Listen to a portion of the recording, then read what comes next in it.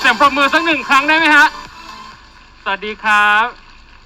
เป็นเกียรติมากๆที่ได้มาร่วมงานในวันนี้และดีใจที่ได้เห็นทุกคนมาพบหน้าพบตากันในวันนี้นะครับขอเสียงปรบมืออย่างเกลียวกราวอีกครั้งนะครับและนี่คือแค่คิดถึงครับเพื่อนทอครับปรบมือเย้โอ้ยตื่นเต้นอ่ะปกติทำแต่ออนไลน์นะครับไม่ค่อยได้เจอผู้คนขออนุญาตแนะนำตัวก่อนนะครับสวัสดีครับนุ้ยอรัญหนองพลนะครับคอนเทนต์ครีเอเตอร์จากเดอะแซดป๊อปนะครับแล้วก็ศิลปินจากค่ายแฟร์บีทนะครับวันนี้ยินดีมากๆที่ได้มาร่วมดำเนินรายการในวันนี้นะครับทุกคนมาในวันนี้เป็นเพราะความคิดถึงซีรีส์แค่เพื่อนครับเพื่อนแน่นอนซีรีส์ที่สร้างปรากฏการณ์ไปมากมายนะครับรวมไปถึงล่าสุดนะครับยังสามารถทะยานนะครับยอดวิวใน YouTube Facebook รวมกันนะครับได้ถึง150 ล้านวิวนะซึ่งเป็นอันดับหนึ่งของ VTV ด้วยนะครับและวันนี้เราจะชวนนะครับผู้กำกับชวนทีมงานรวมไปถึงผู้คนที่อยู่รอบๆซีรีส์เรื่องนี้นะครับมานั่งพูดคุยกันเจาะลึกโทษนะฮะแป๊บนึงฮะระหว่างที่หายใจตื่นเต้นคือมันกินหน้ากากเข้าไปด้วยนะโทษทีค่ะโอเควันนี้เราจะมาเจาะลึกในเรื่องราวของซีรีส์เรื่องนี้นะครับกันแบบเข้มข้นเลยโดยเราจะแบ่งออกเป็น3พาร์ทหลักๆนะครับผมซึ่งพาร์ทแรกเนี่ยเราจะขอดำเนินเรื่องนะครับจากสิ่งที่เรียกว่าการก่อนออกเดินทางนะฮะเราจะมาลองเจาะประเด็นเข้าไปว่าทำไมซีรีส์เรื่องนี้ถึงจะต้องเป็นแบบนี้เกิดขึ้นได้อย่างไรนะครับรวมไปถึงพาร์ทที่2นะครับเราจะเรียกว่าพาร์ทออกเดินทางนะครับก็คือการเอาเรื่องราวต่างๆร้อยเรียงมาจนกลายเป็นซีรีส์นะครับและในปัจจุบันนี้ในเรื่องราวเหล่านี้เกิดอะไรขึ้นบ้างในช่วงที่ทุกคนกำลังออกเดินทางไปกับซีรีส์เรื่องนี้นะครับ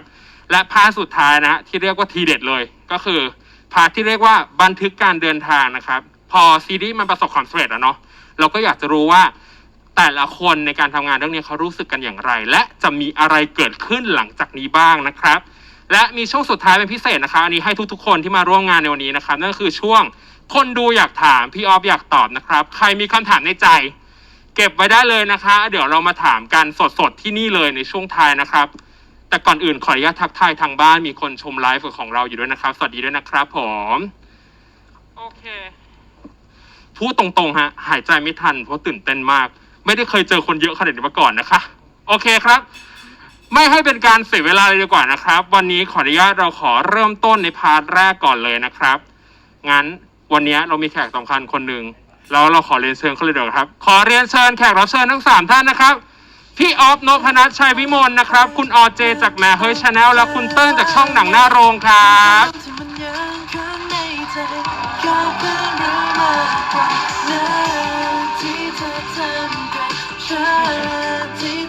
เชิญนั่งได้เลยครับเรามีกฎกันก่อนเรื่องนึงก่อนว่าขอสบายๆนะครับวันนี้เนื่องจากว่าไฟและผมที่เซตอยู่เนี่ยจริงจังพอแล้วเกรงไปหมดแล้วครับเกรงไปหมดแล้วนะครับขอต้อนรับพี่ออมนะครับคุณอเจและคุณเติ้ลด้วยนะครับผมในช่วงแรกนี้เราขอเริ่มต้นจากพาร์ทของเรื่องของการก่อนออกเดินทางแต่วันนี้เรามากันแบบพิเศษนะพี่ดูด้านหลังดิคือตอนนี้เราอยู่บนดาดฟ้านึกออกปะแต่ถ้าในปัจจุบันนี้ก็คือวิวอาจจะฝุ่นเยอะนิดนึงแต่ว่า2คนนี้เขาจะยืนอยู่อย่างเงี้ยไปเรื่อยๆจนจบงานก็คือปากเปื่อยแล้วนึ่งเลยนะจูบแล้วจูบอีกโอเคครับอย่าลืมนะฮะใครมีคำถามเก็บไว้ในใจแล้วเดี๋ยวช่วงท้ายเรามาพูดคุยกันนะครับโอเคก่อนอื่นอยากให้แต่ละคนแนะนำตัวกันอย่างเล็กๆน้อยๆสั้นๆกันก่อนก็ได้ครับพี่ออฟก่อนดีกว่าครับไม่รู้เลยครับว่าเป็นใครเริ่มครับอันนี้เราได้ยินเสียงแบบปกติได้ยินครับ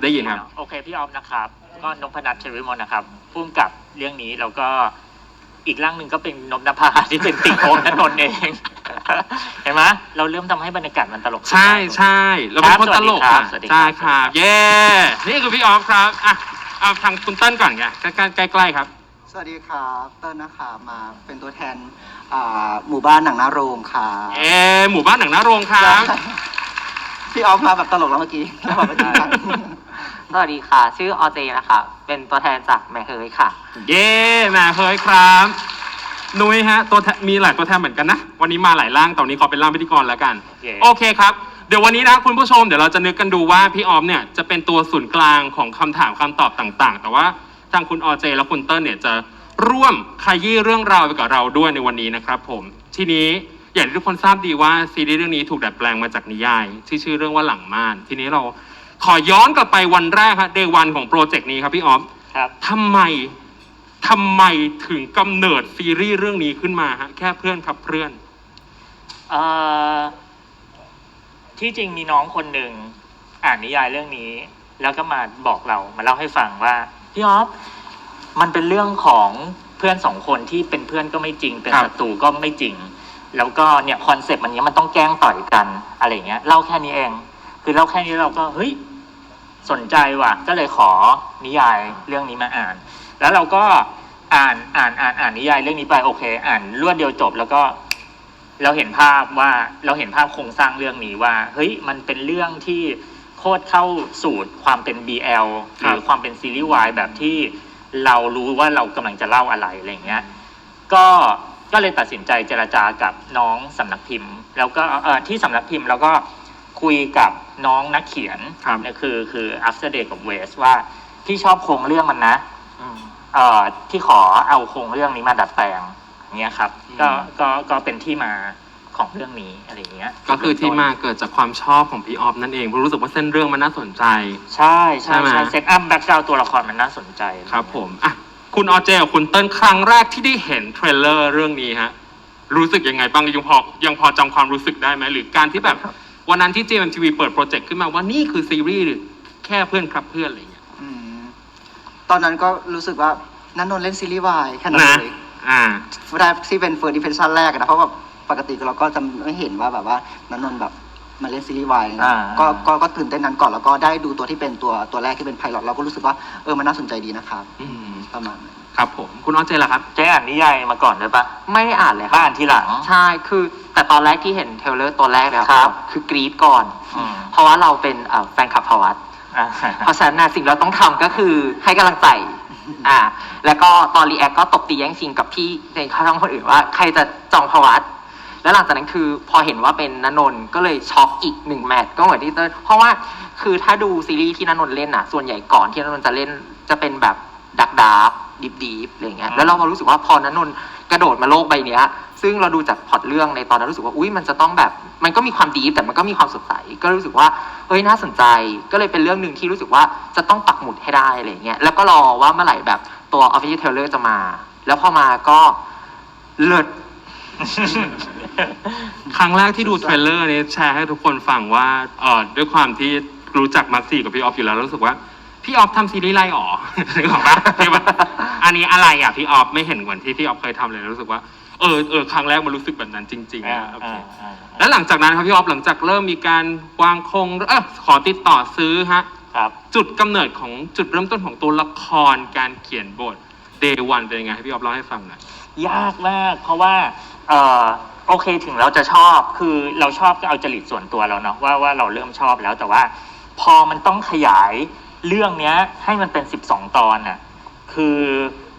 มันยากที่จะขยายเส้นเรื่องเหมือนที่ทุกคนบอกแหละว่าทุกคนเวลาดูเส้นเรื่องมันธรรมดามากเลยเนาะมันเริ่มต้นแบบมันไม่มีอะไรมันมีความขัดแย้งเดียวมันมีปมเดียว แต่ว่าเราจะลากยังไงให้มันอยู่12 ตอนอะไรเงี้ยขั้นตอนที่ยากที่สุดก็คือการวางโครงสร้างซีเนริโอมันว่า12 ตอนเราจะเล่าอะไรวะเอาให้มันอยู่ได้อะไรเงี้ยระหว่างนั้นก็ทีมบทมี4 คนครับก็ช่วยกันพัฒนาตรงเนี้ยมาโดยตลอดแต่ว่าพอย้อนกลับไปก่อนหน้านั้นอีกก็คือว่าตอนที่เราอ่านนิยายเราก็เห็นภาพแล้วล่ะว่าคือเราใช้โอมณนนท์มาเป็นตัวละครในนั้น เราก็เห็นภาพเขามาตลอดอะไรอย่างเงี้ยนั่นแหละก็เป็นเริ่มทำการติดต่อไป ซึ่งหมายความว่าโอมณนนท์เป็นภาพแรกตั้งแต่ตอนเริ่มจะวางโครงสร้างเลยไหมฮะ อ่านนิยายไปแป๊บหนึ่งก็ต้องคิดแล้วเพราะว่าเราสนใจมันแล้วว่าพออ่านนิยายไปเสร็จปุ๊บก็คิดแล้วว่าแล้วมันจะต้องเป็นใครวะอะไรอย่างเงี้ยแล้วคาแรคเตอร์ในเรื่องมันต้องเป็นนี่แหละคู่เพื่อนที่มีทั้งความเป็นเพื่อนแล้วก็ดันเป็นเพื่อนไม่จริงแล้วมันก็ต้องสนิทกันมันต้องมีเคมีอะไรต่อกันอะไรอย่างเงี้ยเราก็เลยเราก็อ่านไปแล้วก็เห็นเป็นภาพของน้องโอมกับณนนท์มาโดยตลอดอะไรอย่างเงี้ย ครับ ใช่ ผม ครับ พอเห็นแคสอย่างเมื่อกี้คุณเติ้ลบอกว่าหุ้ยตื่นเต้นจังนะนนท์หรอหุ้ยเล่น BL เล่นซีรีส์วายหรือแบบคุณออเจบอกว่าเอ้ยฉันทีมโอมเว้ยอย่างเงี้ย พอได้เห็นภาพรวมจริงๆทั้งหมดตั้งแต่เริ่มดูมาเลยรู้สึกยังไงบ้างกับการที่เห็นตัวละคร2 ตัวเนี่ยเป็นพัดและเป็นปราณ เอาเจก่อนเนาะคือเอาจริงเจอะไม่เหมือนพี่ออฟอย่างหนึ่งคือเจยังไม่ขายนิยาย แต่ตอนที่ซีรีส์ออนไปแล้วตอนแรกอะก็คือรู้มาว่าเขาอะ พี่ออฟเอาแค่พล็อตมา เรารู้สึกว่าถ้างั้นเราลองกลับไปอ่านนิยาย เพราะปกติถ้าเบสนิยายมาเลยเราจะไม่กล้าอ่านเพราะเรากลัวรู้ล่วงหน้าอะไรเงี้ยเราก็เลยลองไปอ่านนิยายดู แต่สิ่งหนึ่งที่ตกใจมากก็คือตอนที่อ่านนิยายเจ๊ไม่เคยคิดถึงโอมณนนท์เลยคือตอนนั้นตอนอ่านนิยายใช่ไหมก็ลองกลับไปลิสต์ในหัวว่าถ้าแบบดาราชายในจิมเอ็มที่เราคุ้นเคยเรารู้สึกว่าจะเป็นใคร แต่ไม่รู้ทำไมถึงแบบไม่มีภาพโอมณนนท์เลย แต่พอตอนที่ดูที่น้องเอามาเล่นเรารู้สึกว่าแบบแต่มันก็เป็นพัดกับปานที่เป็นเวอร์ชันเนี้ยจริงๆเหมือนถ้าเราอ่านนิยายเราก็จะเห็นพัดกับปานในเวอร์ชันนิยายใช่ไหมคะแต่พอเอาโอมณนนท์มาเล่นแล้วพอเรามาดูในซีรีส์เรารู้สึกว่าเราเห็นพัดกับปานที่เป็นเวอร์ชันซีรีส์ซึ่งเลยรู้สึกว่าอันเนี้ยเป็นก็เลยอยากรู้เหมือนกันว่าทำไมสองคนนี้ถึงเป็นภาพในหัวพี่ออฟแต่แรกเพราะว่าขณะที่เรารู้สึกว่าอิมเมจในเรื่องดูแทบจะไม่ใกล้น้องเลย ใช่อาจจะเป็นเพราะว่าเราสวมหัวของคนที่อยู่ในการบริหารจัดการศิลปินของน้องๆแล้วเราก็รู้จักน้องๆในจิม MTV เราก็ต้องเซเล็กในหัวไปแล้วล่ะว่าฉันซื้อมาแล้วเดี๋ยวถ้าสมมติว่าฉันจะทำต่อมันน่าจะต้องเป็นใครวะจินตนาการแม้กระทั่งอะไรโอมผมยาวเป็นยังไงนะจะต้องโอม ต้องผูก เพราะว่าภาพหน้าปกมันก็มีผลกับการที่เวลาเราอ่านนิยายเนาะมันคือเซตอัพแรกที่ทุกคนแบบเลือกมาให้แล้วก็โอมผมยาวก็พยายามจะจินตนาการนนท์ถ้าตัวนี้เป็นตัวดีอะไรอย่างเงี้ยไม่รอดหรอกผมยาวขนาดนั้นใช่ เดี๋ยววันนี้กลับไปกันแล้วเดี๋ยวใครลองตัดต่อดูให้ดูนะคะว่าผมยาวเป็นอย่างไรเต้นล่ะครับพอ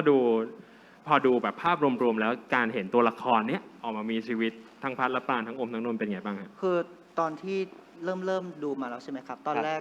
ก็ยังไม่ได้รู้สึกมากเพราะว่าเราเป็นคนที่ไม่อ่านนิยายอยู่แล้ว เราเป็นคนที่แบบมาสายหนังอะไรเงี้ยเราก็จะดูแค่ตัวที่เป็นซีรีส์ไงครับเต้นรู้สึกตกหลุมรักตัวละครที่ณนนท์เล่นมากเต้นรู้สึกว่าตัวละครของปานดูมีแบบคาแรคเตอร์บางอย่างที่แบบมันสามารถเชื่อมโยงกับเราได้แล้วเราก็รู้สึกว่าเขามีจริงๆปานคนนี้เขามีจริงๆบน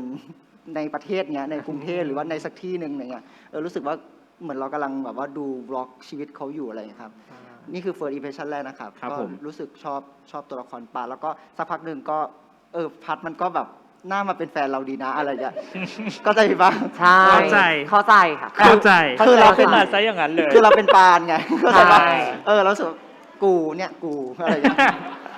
การทาบเรากับตัวในเป็นเรื่องปกติ เป็นเรื่องปกติ ใช่ครับใช่ครับ ครับผมพี่ออฟอย่างนี้เมื่อกี้เราพูดถึงพัดปลายไปแล้วนะ ครั เรา บ ขออยากย้อนกลับไปเหมือนกันย้อนกลับไปถึงตัวละคร2ตัวนี้อย่างที่พี่ออฟบอกว่าในซีรีส์ในตัวนิยายเองมีแบ็กกราวด์มีพื้นเพของตัวละครอยู่แล้วบ้างสิ่งที่เปลี่ยนแปลงไปจากตัวเวอร์ชันของนิยายจนพัฒนามาเป็นตัวละคร2ตัวนี้หรือตัวละครรายล้อมทั้งหมดเนี้ยเปลี่ยนแปลงไปมากน้อยแค่ไหนฮะ โหอันเนี้ยขออนุญาตแบบเล่าเลยว่าเราเอาแค่โครงเรื่องเจอ่านนิยายเจจะรู้ว่า ใช่ แบบมีวันหนึ่งที่ดูรีแอคของช่องน้องเจ ครับ เสร็จใช่ไหมเจก็บอกว่าโอเค ฉันลืมไปแล้วว่าพัดปานนิยายเป็นแบบไหน ฉันไม่มีภาพนั้นอยู่แล้วเนี่ยโอ้โหสบายใจเลย เพราะว่าเราเอาแค่โครงเรื่องกับเซตอัพของเรื่องจริงๆหนุ้ยแต่อันนี้ก็ขออนุญาตน้องเวสกับน้องเบล ครับ แล้วว่า ผม เฮ้ยพี่เอาแบบนี้นะอรรถรสกลิ่นอรรถรสแบบในนิยายใด ๆ มันจะยังอยู่พี่ยังเก็บความขัดแย้งอะไรไว้ แต่ว่าพูดจริง ๆว่านอกนั้นน่ะ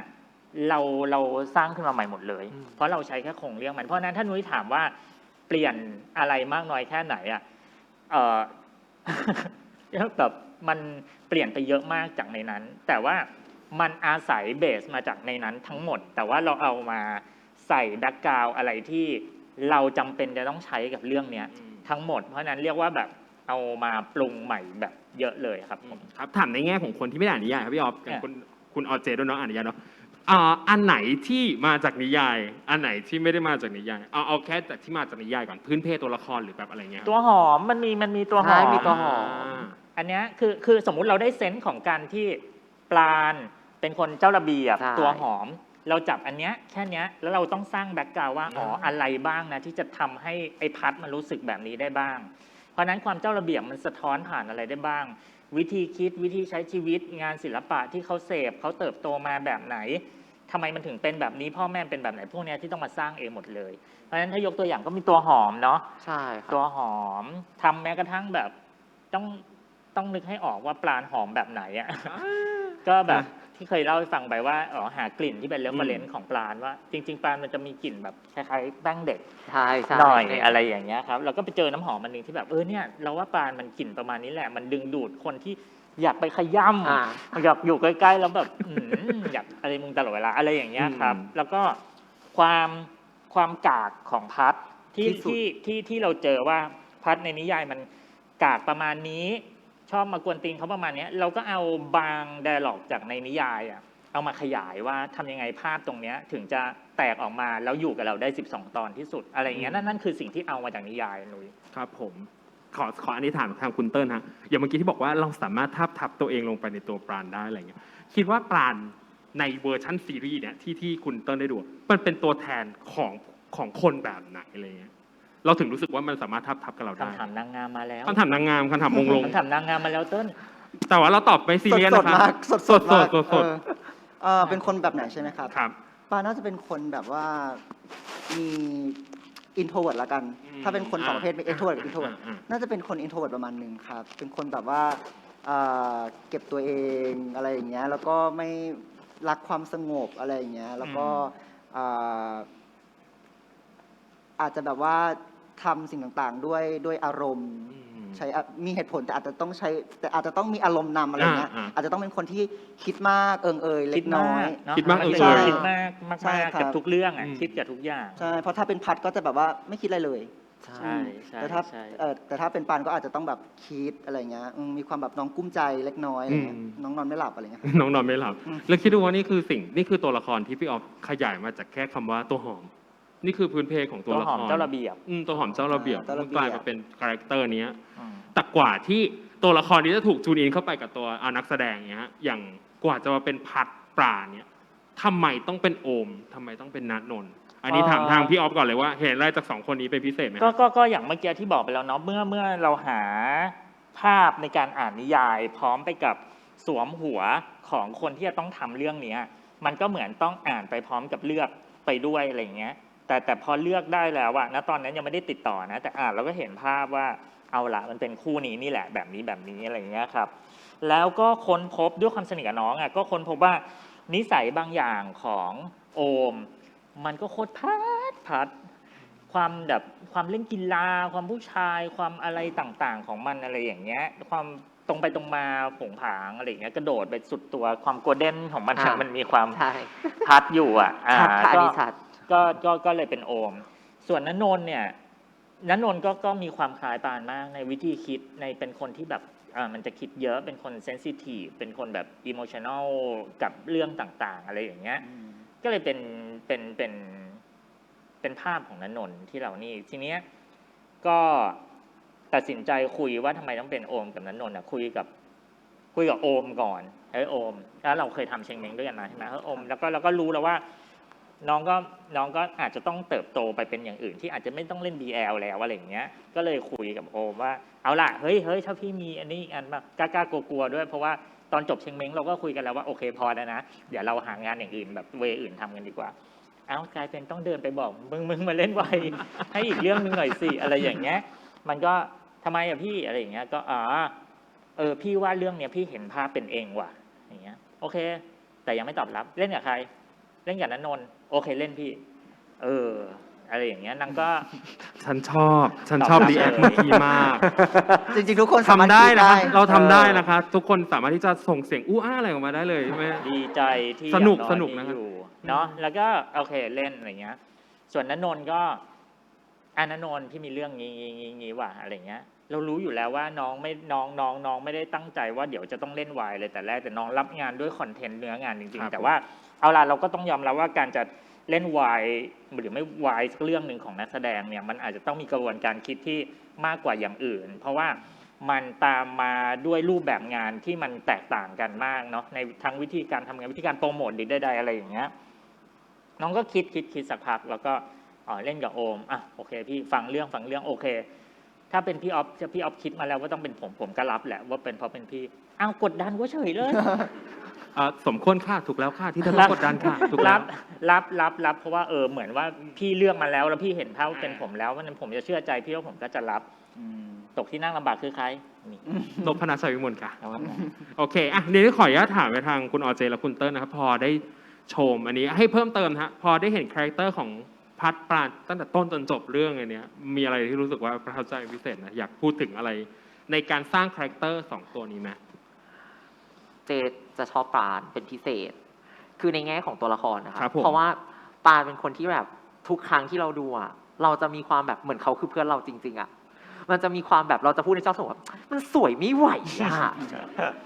ก็จริงก็จริง เข้าใจไหมคือเราก็รู้ใช่ไหมว่าปราณอ่ะเป็นคนที่หนึ่งคือเขาคิดเยอะเขาเซนซิทีฟอะไรเงี้ยแต่พอเป็นเรื่องความรักอ่ะปราณเป็นคนมี strategy ปราณมีกลยุทธ์ เข้าใจไหม แล้วณนนท์น่ะมันบอกว่าเรื่องเนี้ยพี่ออฟอ๋อแสดงว่าเราเป็นคนมี strategy ใช่ ใช่ แล้วก็ ค่ะ ตัดภาพมาที่พี่คุณเติ้ลบอกว่าเมื่อกี้บอกว่าตัวละครทับกันเราได้เหมือนเขามีตัวตนอยู่จริง นั่งอยู่ข้างๆเนี่ยแหละค่ะ ไม่ใช่ แล้วเต้นเองก็บอกว่าปานก็ท้าทายกับเต้นคืออะไรพวกเราทั้งหมดคือมนุษย์แอบชอบและมี strategy ในการที่จะไปชอบเขาก่อนอย่างเงี้ยเหรอ จะแอบชอบธรรมดาเลเวล0ไม่ได้เรามี strategy เอาต่อค่ะโทษค่ะ ใช่ก็เลยแบบรู้สึกว่าแบบตอนที่ดูปาเนี่ยก็เลยจะชอบมาก เพราะว่าคือปามันเป็นตัวละครที่แปลกอย่างหนึ่งมาตลอดตั้งแต่การดูเลยก็คือเป็นคนคิดเยอะนะ เป็นคนขี้กลัว แต่เรื่องความรักอ่ะจะมีจุดกล้า แล้วกล้าโดยการแบบกล้าแบบฉลาดในการที่ฉันรู้ว่าฉันทำตัวยังไงแล้วเดี๋ยวเธอจะมาหาฉันอะไรเงี้ยโดยเบสออนที่แบบเธออาจจะรู้หรือไม่รู้ก็ได้อะไรเงี้ยเพราะงั้นเรารู้สึกว่าตัวละครปาอ่ะมันค่อนข้างจะมิติมันเยอะอะไรเงี้ยแต่พออีกความหนึ่งที่ชอบก็คือตัวตัวพัดเองเราก็ชอบ คือพัดอะมันเป็นคนที่สำหรับเรารู้สึกว่าพัดเป็นคนลุย แต่สิ่งหนึ่งที่เราจะชอบเสมอรู้สึกว่าพัดเป็นคนลุยที่มีแผน คือ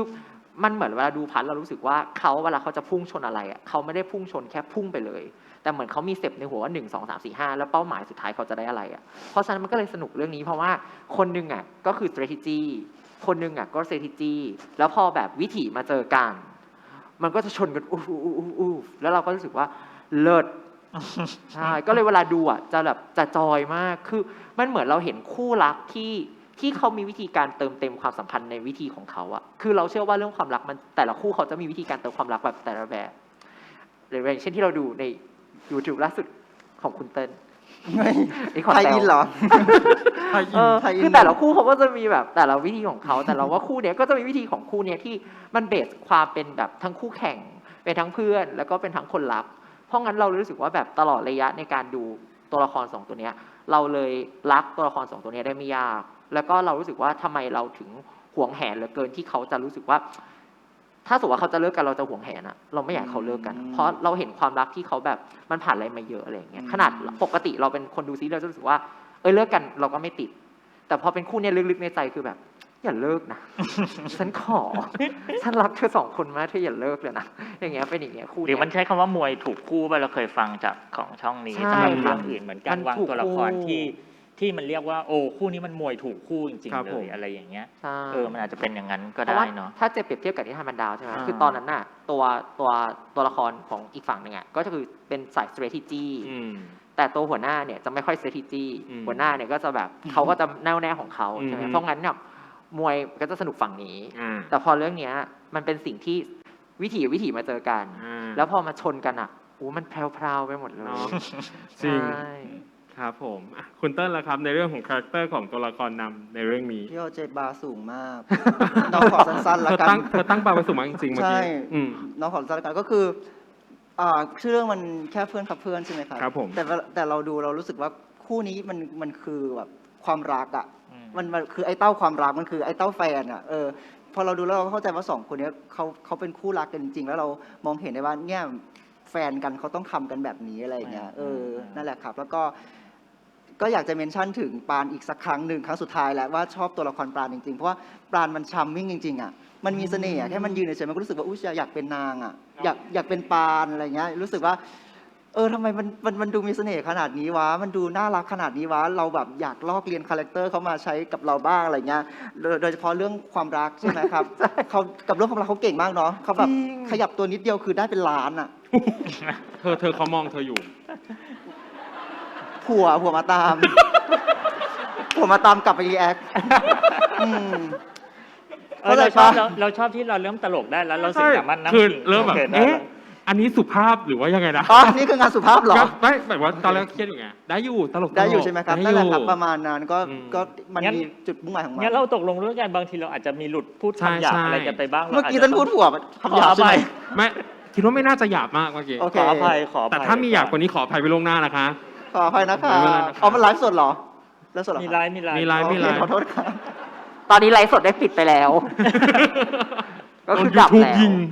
โอเคครับอ่ะเมื่อกี้เราได้ฟังเรื่องของคาแรคเตอร์ที่มันประทับใจในส่วนของการแม้ตั้งแต่การดีไซน์คาแรคเตอร์จนถึงความรู้สึกที่เราได้ชมกันนะทีนี้ช่วงก่อนออกเดินทางมันต้องมีเรื่องหนึ่งที่ว่าหลายๆคนน่าจะรู้เนาะน่าจะอยากรู้ก็คือ ความน่าหนักใจก่อนจะต้องเปิดกล้องจริง ๆ ของการทำงานร่วมกันของซีรีส์เรื่องนี้ฮะให้พี่ออฟย้อนกลับไปวันนั้นให้ฟังหน่อยว่าเป็นอย่างไรบ้าง มีอะไรที่กังวลใจเป็นพิเศษไหมหรือมีอะไรที่รู้สึกว่าอุ๊ยเครียดจังอะไรอย่างเงี้ย ตอนนี้พี่ออฟเครียดมากครับ ใช่ กำลังย้อนไปนึกอยู่คือหนึ่งจำได้ว่าตอนนั้นมันก็ทำงานด้วยสถานการณ์ในช่วงโควิดแล้วล่ะ ครับ นั่นคือเรื่องแรกที่เราต้องมองในฐานะที่แบบเราต้องพาเรื่องนี้ออกมาในสถานการณ์เนี้ยหลาย ๆ อย่างมันจำเป็นต้องตัดในหัวแล้วมันจะไม่ได้ดั่งใจอะไรเงี้ยนั่นคือเรื่องที่แอบกังวลเรื่องแรกเนาะกับสองก็คือว่าเหมือนที่เคยเล่าให้ฟังไปว่าที่จริงเรื่องเนี้ยสัก3 ตอน 4 ตอนแรกมันเป็นเรื่องของความขัดแย้งของเด็ก2 คณะแล้วยกพวกตีกันเล็กไม่อินแล้วคือเรารู้อยู่แล้วว่า ตอนนี้ยกพวกตีกันมันแบบมันแทบจะไม่มาใกล้ตัวเราหรือเราเข้าใจในมุมของเราว่าเด็กรุ่นใหม่เขาไม่ยกพวกตีกันแบบนั้นแล้วอะกับกลุ่มทาร์เก็ตเราอะเราเองยังไม่เชื่อเลยอะณตอนที่เราทำบทอะ หนูเห็นอาทิตย์หนึ่งเขาบอกว่าอุ้ยเขาตีกันขนาดนี้ได้หรอ คือพี่ออฟกำกับซีนแอคชั่นได้แบบว่าอลังการมาก จริงๆชื่อเรื่องคือโฟคิงนะค โฟ รับ คิงสอง ใช่ โฟคิงครับเพื่อน นั่นแหละคือความนี่พยายามย้อนไปนึกถึงว่าก่อนเปิดกล้องอ่ะที่จริงเราแอบกังวลเรื่องนี้ ครับ เราแอบกังวลเรื่องแบบ แกแล้วจะแบบจะให้มาทำเรื่องผู้ชายต่อยกันน่ะอะไรอย่างเงี้ยให้เราทำเรื่องนางแบบเดินแบบเลยจะอินง่ายกว่าหรือเปล่าวะ ทำมัญญาลิษยาอะไรอย่างเงี้ยอาจจะง่ายกว่า ถูก อ่า พอต้องทำผู้ชายต่อยกันก็เหมือนต้องทำอะไรที่มันไม่ใช่แอเรียที่ตัวเองถนัด อ่าฮะ เลย ครับ อะไรอย่างเงี้ยก็แล้วก็ต้องเล่นมั่นใจไงเพราะว่า ใช่ ของกองเราก็ต้องพาอีก 60 ชีวิตสตันท์สตาฟทุกคนเอาแล้วต้องทำไงต้องแสดง1 ชั้นก่อน ให้เราในฐานะผู้กำกับแล้วทำให้นักแสดงมันเชื่อว่านี่คือสิ่งที่เราวันนี้แล้วแต่ว่าไอความไม่มั่นใจนั้นทำให้เราต้องทำกันบ้านหนักมากขึ้น ครับ คืออาจจะปรึกษาสตันท์ซีนต่อยอะไรอย่างเงี้ยเราก็มีการแบบไปซ้อมไปอะไรก่อนอะไรอย่างเงี้ยครับนั่นเป็นความหนักใจที่สองหนักใจที่3ในที่เนี้ยคือเราได้โอมณนนท์มาทำงาน เพราะฉะนั้นเราได้พูดว่าไงเดียนักแสดงที่ครีมมากอ่ะในฐานะที่เขาเก่งมากๆอยู่แล้วอ่ะเราจะทำยังไงให้เขาใช้ความเป็นนักแสดงเขาให้คุ้มค่าที่สุด ในแบบที่บทมันไม่ได้ยากเกิน หรือพล็อตมันไม่ได้หวือหวาแล้วมันไม่ได้เซอร์ไพรส์เขาเลยอ่ะอันนั้นน่ะลึกๆก็เป็นสิ่งที่แอบที่ต้องทำกันบ้านกับตัวเองว่า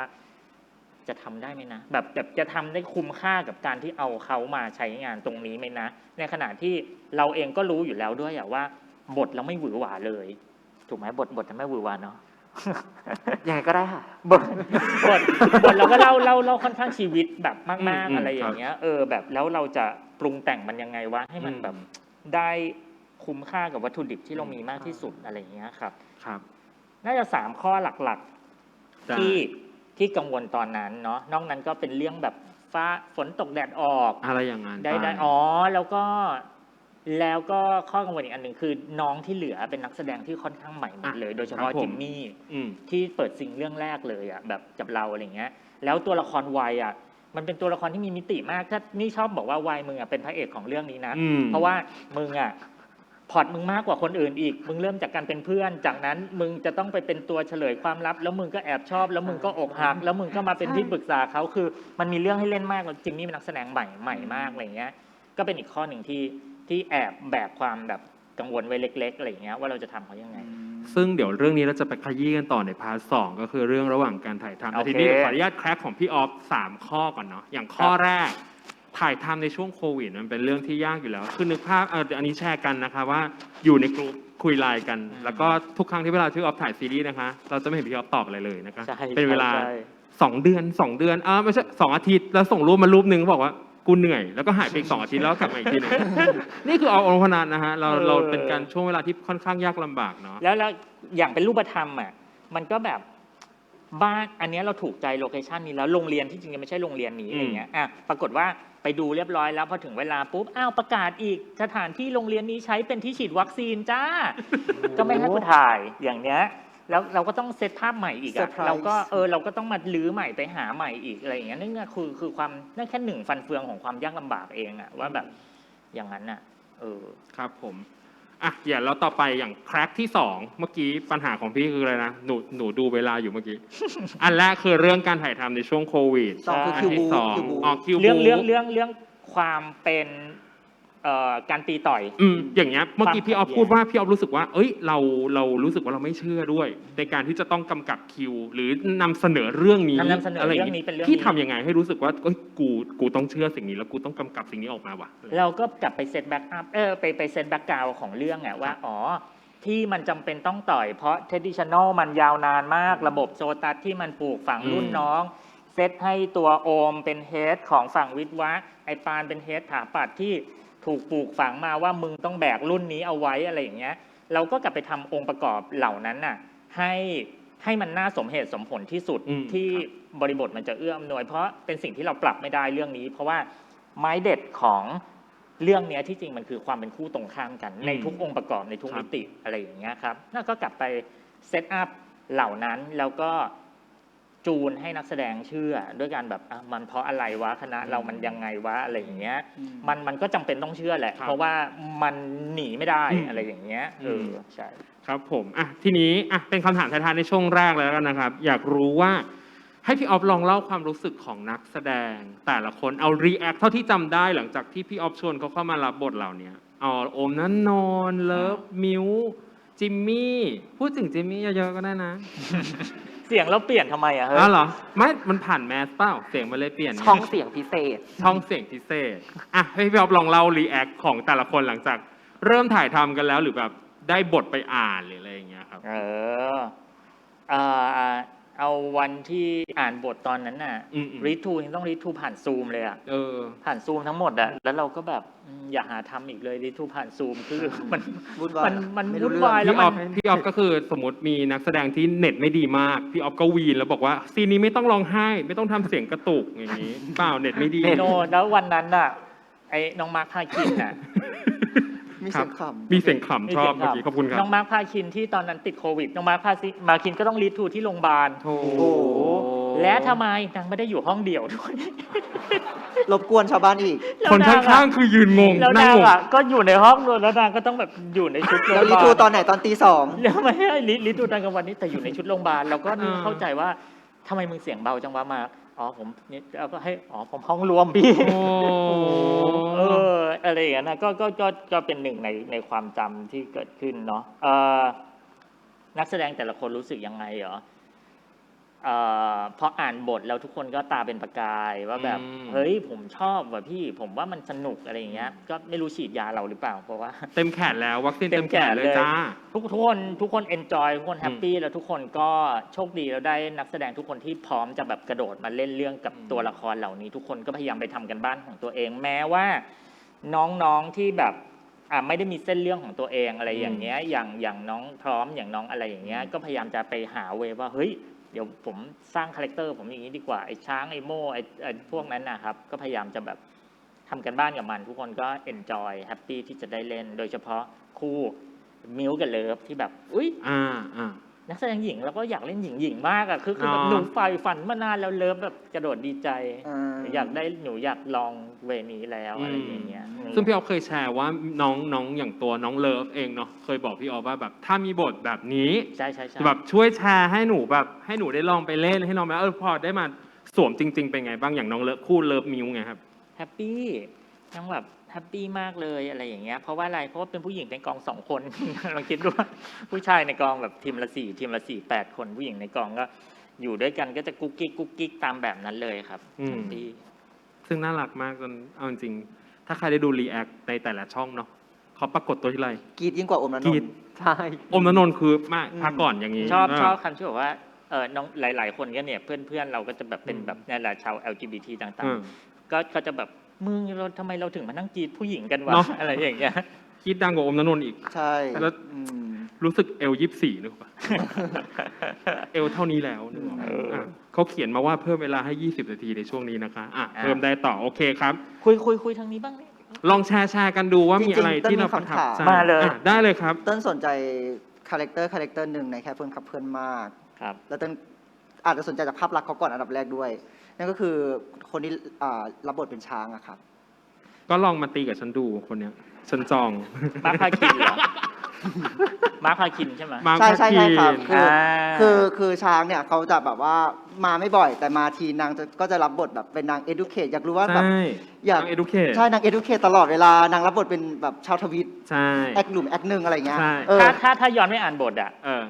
เราจะเขียนเลยว่าช้างนักชอด ช้างนักชอบ นางชื่อช้างนักชอด ช้างนักชอด มันมีที่มาที่ไปยังไงครับ แบบใครเป็นคนมันอยู่ในบทเลยไหมหรือว่า ไม่มีเหล่านี้เป็นตัวละครที่เพิ่มขึ้นมาคือ ก็พยายามจะไม่งั้นมันจะเป็นเพื่อนหนึ่งเพื่อนสองอะเติ้ลไม่งั้นมันจะไปเกณฑ์แค่ช้างนักชอดเขาจะมาคู่กับโม่ไลฟ์โค้ดมันต้องอยู่คู่กัน นี่ฉัน อ๋อเป็นดูโอ ใช่ ดูโอ ตัวเนี้ยถูกเซตเอาไว้ว่าแบบช้างนักช็อตกับโม่ไลฟ์โค้ ใช่ ดก็เลยรู้สึกว่าอยากให้มันเป็นตัวละครที่เหมือนเป็นตัวแทนวัยรุ่นตอนเนี้ยที่พูดจริงเอาไว้สำหรับใส่ประเด็นอะไรที่มันเราอยากพูดแล้วพระเอกไม่มีพื้นที่ที่จะพูด อ๋อ ไอตัวเพื่อนเนี่ยก็จะทำหน้าที่ตรงนั้นได้ อืม รู้จริงบ้างไม่รู้จริงบ้างแล้วแต่ว่ามันจะทำหน้าที่เป็นตัวแทน เพื่อนในกลุ่มหนึ่งคนน่ะที่แบบว่ากูอยากพูดแบบ ดึงกลับขึ้นมา ดึงกลับขึ้นมา ดึงหรือใส่ประเด็นอะไรที่แบบ อ่า นี่แหละมึง privacy เขาเนี่ยแล้ว เออ อะไร เออ ต่างๆ เหล่านั้นอะไรอย่างเงี้ย ใช่ใช่เพราะว่าแบบว่ามันก็จะบางสิ่งบางอย่างมันก็จะมีความเบียวของมันอยู่ใช่ไหมครับ ใช่ แล้วมัน ใช่ พอมันมีอย่าเพิ่งทวิตกูให้ตัวละครพูดไปเลยอะไรอย่างเงี้ย ใช่ที่จริงมันมาทำหน้าที่อันนั้นแหละ ใช่ครับ ทางนั้น ซึ่งเอาจริงๆ พอเติ้ลพูดช่วยก็จะนึกออกเลยว่าว่ะการปรากฏตัวแต่ละครั้งของเขาอะ อืม มาเพื่อสอน นัยยะสำคัญ นัยยะ บางอย่าง สำคัญบางอย่าง ช้าง เส นัก มอ ช็อตไงมันเป็นช้าง ช้างนั นั ก ก ช็ ช็ อ อ ต ต ชอบ แล้วชอบที่พี่บอกว่ารู้จริงไม่รู้ด้วยนะ แต่ว่าพูดไปก่อน มันมาทำหน้าที่แบบนั้นไว้ก่อนมันก็วัยรุ่นหนึ่งคนน่ะ อืม ในแบบถ้ามันจะโดนด่าก็ถูกต้องแล้วมึงก็โดนด่าบ้างแล้วเดี๋ยววันหนึ่งที่มึงจะเรียนรู้อะไรก็ไปแต่อย่างนี้แหละเราก็ยอมรับว่าเราไม่มีเวลาให้เขามากพอที่จะโผไปเล่าพล็อตเขาว่าเขาได้เรียนรู้สิ่งใดได้เข้มข้นขนาดนั้นอะไรเงี้ยแต่พอเขายิ้มทีเราก็ให้อภัยป้า ให้อภัย ใช่ มา เพราะจริงๆ ถ้าเราเส้นเรื่องจนครบก็จะเห็นมีตัวละครหนูเข้าไปด้วยในเรื่องนั้นนึกออกปะ ไม่พูดถึงมาร์คพาคินสองคนตาเป็นประกายแล้วเปลี่ยนแววตาเลยทำไมงง ฉันชอบ มาก เขาแล้วฉันก็มั่นใจว่าเขาชอบ เธอช ฉั อน บจิมมี่ ไม่ใช่ ไม่เป็นไร เราชอบได้หลายคน เอา เราเกิดมาให้โลกจดจ เราจะคุยกันเรื่องนี้ใช่ไหม ใช่เอา ได้ คุณออเจมีตัวละครไหน นอกจากตัวละครหลักที่แบบเรารู้สึกว่าเราประทับใจบ้าง ำเราชอบอิง วรันทร ใช่ อืม เดี๋ยวร้องเพลงแล้วร้องไห้เลยนะ โอ้ยกลับก่อนนะสวัสดีค่ะ ก็คือชอบตัวละครอิง คือต้องบอกก่อนว่าเจอะชอบการสร้างตัวละครหญิงในเรื่องนี้ คือถ้าเรากลับไปอ่านนิยายอ่ะเราก็จะเห็นว่าตัวละครหญิงอ่ะอาจจะมีความเหมือนขนบบางอย่างของในวายอะไรอย่าง ค เงี้ รั ย บ เราก็รู้สึกว่าแล้วตอนที่พี่ออฟจะเอามาทำอะไร ดีใจจังเลยที่เจจับประเด็นนี้ได้ อืม เข้าใจไหมเพราะว่าคือไม่ตอนที่เจอะตอนแรกดูไพลอตใช่ไหมครับ อ่ะ ก็ตอนแรกสองคนเนี้ยสลับบทกันด้วย ใช่ แล้วตอนที่เห็นเทรลเลอร์อ่ะเราก็เลยเอะใจว่าเอ๊ะสลับทำไม มันต้องมีอะไรเกิดขึ้น แล้วเราอ่ะรอแบบเราตั้งเหมือนว่าตั้งหมุดแล้วว่าตัวละครหญิงเขาจะทำอะไรนะ แล้วพอเปิดตัวละครหญิงมา เรารู้สึกว่าตัวละครอิงอ่ะมีเสน่ห์มาก คือมันเป็นตัวละครที่เรารู้สึกว่า ไม่แปลกใจเลยที่คนในนั้นจะหลงรักเขาง่าย ๆอ่ะแล้วคือทุกครั้งที่อิงปรากฏตัวมา เราจะพูดเสมอว่าเนี่ยไม่จม คือแบบทุกครั้งที่ปรากฏมารู้สึกว่าเอ๊ะทำไมตัวละครนี้มันมีอะไรดึงดูดเราบางอย่างแม้กระทั่งมาแป๊บเดียวก็หาย แต่ทุกครั้งนึงอ่ะที่ชอบก็คือเรารู้สึกว่า เวลาเราเห็นอิงอ่ะเราเห็นความจริงใจบางอย่าง คือถ้าแบบอย่างอะไรเนี่ยถ้าเป็นตัวละครอื่นเราจะเห็นความเก็บบางอย่างใช่ไหมอะไรอย่างเงี้ยแต่ตัวละครนี้เป็นตัวละครเดียวที่ไม่ว่าเขาจะพูดอะไรหรือเขาทำอะไรอ่ะคือเหมือนเขามีความจริงใจออกมาตลอดเลยอ่ะคือเขามีแต่ความหวังดีอ่ะเป็นตัวละครที่เรารู้สึกว่ามองแล้วแบบเราเห็นแต่ความโพสิทีฟจากเขาอะไรอย่างเงี้ยจนมาถึงเรื่องความรักอ่ะเราก็ยังรู้สึกว่าพอเป็นเรื่องความรักอ่ะคนที่แบบโพสิทีฟคันเนี้ยเขาก็มีมุมอ่อนแอหรือมีมุมอะไรบางอย่างเนกอะปะแล้วพอหยิบตัวละครอิงมาคู่กับตัวละครพายอ่ะเรารู้สึกว่าเราเลิฟวิธีการสร้างคู่ละครตัวนี้มากเลยเพราะว่ามันเหมือนเป็นการให้เกียรติตัวละครหญิงด้วยอ่ะ เพราะว่ามันกลายเป็นว่าตัวละครหญิงไม่ได้มีแบบแค่อะไรบางอย่างแต่เหมือนกับตัวละครหญิงมีชีวิตของตัวเขาเอง มีเส้นเรื่องของตัวเขาเองอะไรอย่างเงี้ยแล้วกระทั่งมีความรักเป็นของตัวเขาเอง แล้วมันดีตรงที่ว่าความรักแบบนี้มันถูกนำเสนออ่ะแล้วเหมือนที่บอกทุกคนกรี๊ดทุกคนมีความสุขกับการดูอ่ะแล้วก็เลยรู้สึกว่าแบบดีใจจังที่มีคนนำเสนอความรักแบบเนี้ยในซีรีส์ด้วยอะไรอย่างเงี้ยเราก็รู้สึกว่าเฮ้ยเป็นวิธีการสร้างตัวละครหญิงที่แบบเอาตรงเราก็แอบรอมานานแล้วก็แอบลุ้นว่าจะมีใครทำไหมวะอะไรอย่างเงี้ยจนเห็นพี่ออฟเอามาใส่แล้วรู้สึกว่า ดีงาม จริงอ่ะ ดีใช่ เรา แล้ว อะ คุณ เรา ออ อะ เจกอะ แวะเราขอเสริมก็คือว่าเราต้องตั้งธงไว้ว่าตอนดีที่เจพูดขึ้นมาเพราะตัวเนี้ยถูกหยิบมาจากข้างในแล้วมาปรับเปลี่ยนจำได้ว่าเปลี่ยนแม้กระทั่งชื่อมั้ง ใช่ครับ ใช่เพราะว่าปัญหาโดยทั่วไปที่เรามาพบเจอเหมือนที่ทุกคนรู้ตัวละครหญิงมักถูกใส่มาเพื่อขับความรู้สึกตัวละครชายมาเป็นตัวอิจฉามาเป็นอะไรอย่างเงี้ยแล้วเราอะก็ทำอย่างนั้นไม่ได้เราไม่อยากทำอย่างนั้นก็เลยต้องธงแรกเลยอะของการสร้างตัวละครอิงก็คือว่าฉันจะทำยังไงที่สร้างตัวละครหญิงให้ผู้หญิงด้วยกันไม่เกลียดและผู้ชายก็ต้องปักธงนี้ไว้ในใจก่อนอะไรอย่างเงี้ยแล้วก็มันคือที่มาของตัวละครอิงอ่ะคือตอนที่บทก็นึกถึงคาแรคเตอร์ของน้องอิงค์วรันธร จริงเหรอ ใช่ จริงอุ๊ย ใช่ก็สร้างขึ้นมาแล้วเราก็ชอบอิงอ่ะ อืม แต่ว่าเราก็ชอบอิงแล้วรู้สึกว่าตัวผู้หญิงแบบอิงวรันธรใส่ไปตรงไหนตรงนั้นจะสว่างสดใส เป็นพลังโพซิทีฟเป็น energy ที่ดีอะไรอย่างเงี้ยก็ใช้ตัวละครนี้เป็นโรโมเดลในการทำบทอิงเลย เออ ก็เลยให้เกียรติด้วยกันให้ชื่ออิงนี่เพิ่งเล่าที่นี่ที่แรก โอ้ยปรบมือค่ะ ก็เลยแบบ ก็เลย ดีใจด้วยนะ องอิง เออ ลบไม่ได้ช่วยให้ลืมต่าง ต่าง เนอะ ๆ เขามีที่มาที่ไป ๆเขามี นะ ที่มาที่ไป ก็ นะ อิงจริง เออ ๆก็คือนั่นแหละ โอ้ยดีใจไม่เคยฟังเรื่องนี้เลยอ่ะเธอก็ไม่เคยรู้เธอไม่เคยบอกฉัน ใช่ ฉันติด พอดีนี้เขาพูดเชิงลึกว่าอ๋อมัน เออ ถูกปรับจากนี่มาก็เลยเล่าเลยว่า อืม อ๋อมันมาจากวิธีคิดแบบนี้ อืม ว่า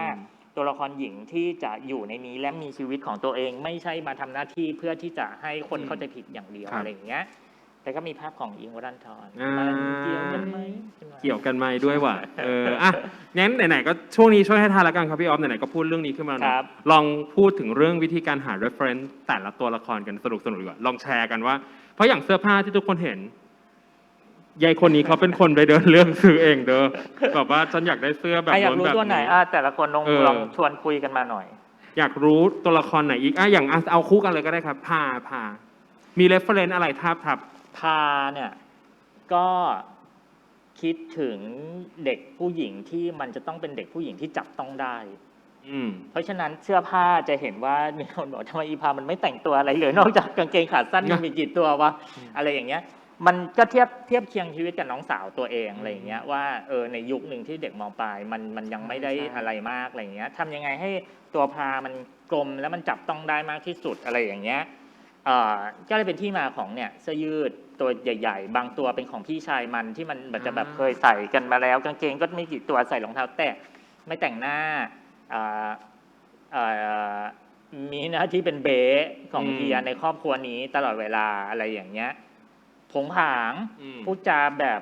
ไม่ชัดถ้อยชัดคำจนบางทีมันก็กลายเป็นมึงพูดอะไรพูดไม่ชัดเหมือนที่หลายๆคนก็จะบอกว่าฟังไม่ทันอ่ะพาพูดอะไร อะไรอย่างเงี้ย รวมถึงแบบวิธีที่เขาอยู่กับพี่ชายด้วยอ่ะ อืม ก็จะเห็นว่าใช้เท้าคีบกางเกงบ็อกเซอร์แล้วก็โยนอะไรอย่างเงี้ยก็นั่นแหละ ก็คิดมาจากอันนี้ว่าตัวละครผู้หญิงที่จับต้องได้ มีตัวละครไหนไหมคะลองยกมือแล้วลองถามกันมาได้ พูดเป็นชื่อตัวละครมาก็ได้นะคะ เผื่อว่าอยากรีแอคกัน มีไหมคะขอบคุณครับขอบคุณ ส่วนพาร์ทก็อย่างที่ถอดคาแรคเตอร์ความนักกีฬา ความฟอร์มของเสื้อผ้ามันจะตัวใหญ่กว่าปกติมันชอบอะไรที่โครงๆอะไรอย่างเงี้ยครับขี้ร้อนเหงื่อเยอะ มันก็เลยเป็นที่มาของเสื้อแขนกุดบ่อยมาก แต่ก็น่าหลายคนก็น่าจะถูกใจที่เวลาเห็นมาใช่ ก็ไม่ถูกใจขนาดนั้นเปล่าคิดไปเองเปล่า เอาหรอ ชอบ ส่วนอันนั้นก็เป็นตัวอย่างวิธีคิดส่วนปานมันก็จะมักจะใส่ถ้าไปจับลองดูมันจะใส่เสื้อลายขวางเยอะมาก มันจะใส่เสื้ออะไรที่มันเป็นแพทเทิร์นลายเส้นเพราะว่ามันเป็นคนชอบขีดเขียนกับอะไรอย่างเงี้ยจนพอมีเริ่มมีแฟนๆเอามาเทียบกันก็คือใส่ประมาณ8ตัวก็กูให้มันใส่เสื้อลายขวางเยอะไปป่ะวะ ใช่เป็นคอลเลกชัน เป็นคอลเลกชันลายขวางเกือบทั้งหมดอะไรอย่างเงี้ยได้ดูแล้วตัวที่ใส่อยู่อะดูด้วย แอบถามเลยได้ไหมคะ อันนี้อยากรู้ คือตอนดูสูตรวิจารณ์ทุกคนจะพูดเสมอเลยว่าปราณก็คือเท่ากับพี่ออฟ ก็เลยอยากรู้ว่า อะไรบ้างในความพี่ออฟที่เชฟเป็นปราณในซีรีส์อะ รู้ยังว่าอันนี้ไม่อยู่ในสคริปต์นะ แล้วฉันก็ตอบในฐานะสู่วิจารณ์ไม่ได้ด้วยเอาตอบเองค่ะ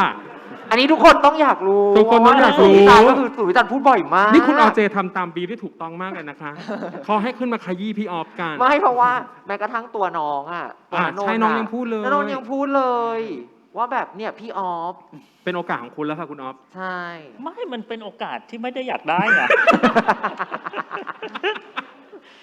คือมันจะถ้าออกอากาศได้ไหมล่ะมันแบบ เราลดเลทคำได้ ลดเลทคำได้ ใช่กระซิบเดี๋ยวหนูแปลให้ ไม่ก็เมื่อกี้เหมือนที่เติ้ลกับเจบอกว่าเราจะเวลาดูซีรีส์วายเราจะทาบทับตัวเองกับฝ่ายใดฝ่ายหนึ่งแล้วก็อย่างที่ทุกคนรู้ว่าอ่ะถ้ามันจะถูกวางว่าอันไหนที่มันดูมีความมัสคูลีนหน่อยกับอันไหนที่เป็นวิธีคิดเยอะหน่อยอะไรมันจะเราหนีไม่ได้หรอกที่เราแม้เราพยายามแล้ว การเทียบว่าตัวนี้คือตัวที่มีความเป็นชายหน่อยตัวนี้คือตัวที่มีความเป็นหญิงหน่อย Feminine เป็นเฟมินีนหน่อยอะไรอย่างเงี้ย มันก็คงมาจากวิธีที่คิดของตัวนี้แหละว่ามนุษย์ที่แอบรักอะไรอย่างเงี้ยแล้วก็อ๋ออ่ะถ้าเป็นรูปธรรมเหรอ นี่เป็นคนชอบเขียนโพสต์อิทอยู่ ในการแบบ ชอบ post-it ใช่ ใน ใช่ การ ใช่ สื่อสารอะไรต่างๆ อะไรอย่างเงี้ย เป็นคนประดิษฐ์ประดอยอ่ะเขาจะเสียงก็เปลี่ยนแล้วเห็นไหมเวลา ใช่ พูด ใช่ใช่กำลังจะทักเลย เป็นคนแบบชอบอะไรที่มีความโรแมนติกหน่อยๆด้วยวิธีการเขียนอยู่ก็จะเห็นว่าปานก็จะมีสมุดที่เขียน แล้วก็โน้ตแล้วก็จดนู่นจดนี่อยู่ตลอดเวลาอะไรอย่างเงี้ยแล้วก็เราว่าสิ่งหนึ่งที่มีความเป็นเราใกล้เคียงที่สุดก็คือเราก็มักจะเป็นคนชอบแอบชอบใครกันปะเป็นไหมโยนอยู่ๆก็โยนซื่อๆเลยว่า เหมือน เป็นบ้าง เหมือน เป็น แยก บ้าง คำถามออกจากตัว เป็น บ้าง เป็นไหมว่า เป็นบ้าง ใน เป็นบ้าง ในความสัมพันธ์ อืม เมื่อเราย้อนไปวัยที่เรามปลายละกันเป็นช่วงที่เรามีปั๊ปปี้เลิฟอะไรอย่างเงี้ย เราก็แอบชอบคนปะเนี่ยโยน ใช่ค่ะ เติ้ล เราก็คงต้องแอบชอบคนแหละค่ะ ใช่ พี่ ค่ะ เราก็แอบชอบใครสักคนหนึ่งที่เป็นเพื่อนที่เรามัก คือ จะ คือเราก็มีแอบชอบ แต่ว่า เออ เราก็ไม่สามารถที่จะกำกับซีนโรแมนติกได้ขนาดนั้น น่ะ ต ข อน ยี้ต่อ อ๋อ ชอบมากไปค่ะ ไป ไม่ ต่อ คือ ใช่ไหม ใช่คือ ใช่ ตอน ไหม ตอนที่เต้นรีแอค เออ อยู่อะเต้นก็พูดว่าคนทำมันต้องเป็นคนรัก คนทำมันต้องเข้าใจความรักแบบถึงขั้นขีดแบบสุดๆอะไรอย่างเงี้ย กูช่วยอะไรไม่ได้นะตอบเองจ้ะ ทำไมพี่ออฟถึงกำกับซีนรักได้ขนาดนั้น ว่ามันเป็นซีนที่ถามคนทำเพราะว่ามันดีฟมากเลยนะคะซีนรักอ่ะ อ่ามั มันเลยรู้สึกว่าจะต้องเป็นคนที่แบบมีประสบการณ์เรื่องความรักอย่างดี ใช่ เนี่ยพฤติกรรมแกะเล็บเป็นส่วน เธอแล้วแบบที่จริงก็คือแฟนฉันมานั่งดูอยู่ด้วย เออ จะ ใช่ เล่ายังไง เธอไม่ต้องกระซิบเธอติดมาอยู่เขาได้ยินหมดจ้ะไม่แต่ก็เอาจริง ๆ ก็อันนี้สรุปกับคุณเติ้ลกับคุณเอาเจรู้สึกว่าจริง ๆ แล้ว การจะสอดใส่ สดใส ซอสไส้ การที่จะสอดใส่ อ่ะค่ะ ติดเลย ปิดรายการเพียงเท่านี้ การที่จะสอดแทรกเลเยอร์ของความสัมพันธ์เลเยอร์ของพฤติกรรมของคนรักอะไรอย่างเงี้ยมันต้องมาจากคนที่แบบต้องมาจากคนที่เป็นแบบนั้นจริงๆ ใช่ เรา ใช่ แล้วเราในเหมือนในการทำงานเราค่อนข้างให้ความสำคัญกับ ความสัมพันธ์ ด้วยมั้งเราแบบอันนี้เป็นเรื่องที่เราซีเรียสกับมันว่าในเลเวลนี้ตอนนี้ถึงขั้นไหนแบบไหนตัวละครคิดอะไรอยู่อะไรอย่างเงี้ยเราอาจจะเป็นคนละเอียดเรื่องนี้อ่ะก็จริง ๆ ตัวเองก็อาจจะเป็นคนละเอียดเรื่องเหล่าต่างเหล่านี้ด้วยมั้งก็แววตาผิดนิดเดียวก็จะบอกน้องเลยว่าไม่ใช่ อันนี้ไม่ใช่อะไรอย่างเงี้ย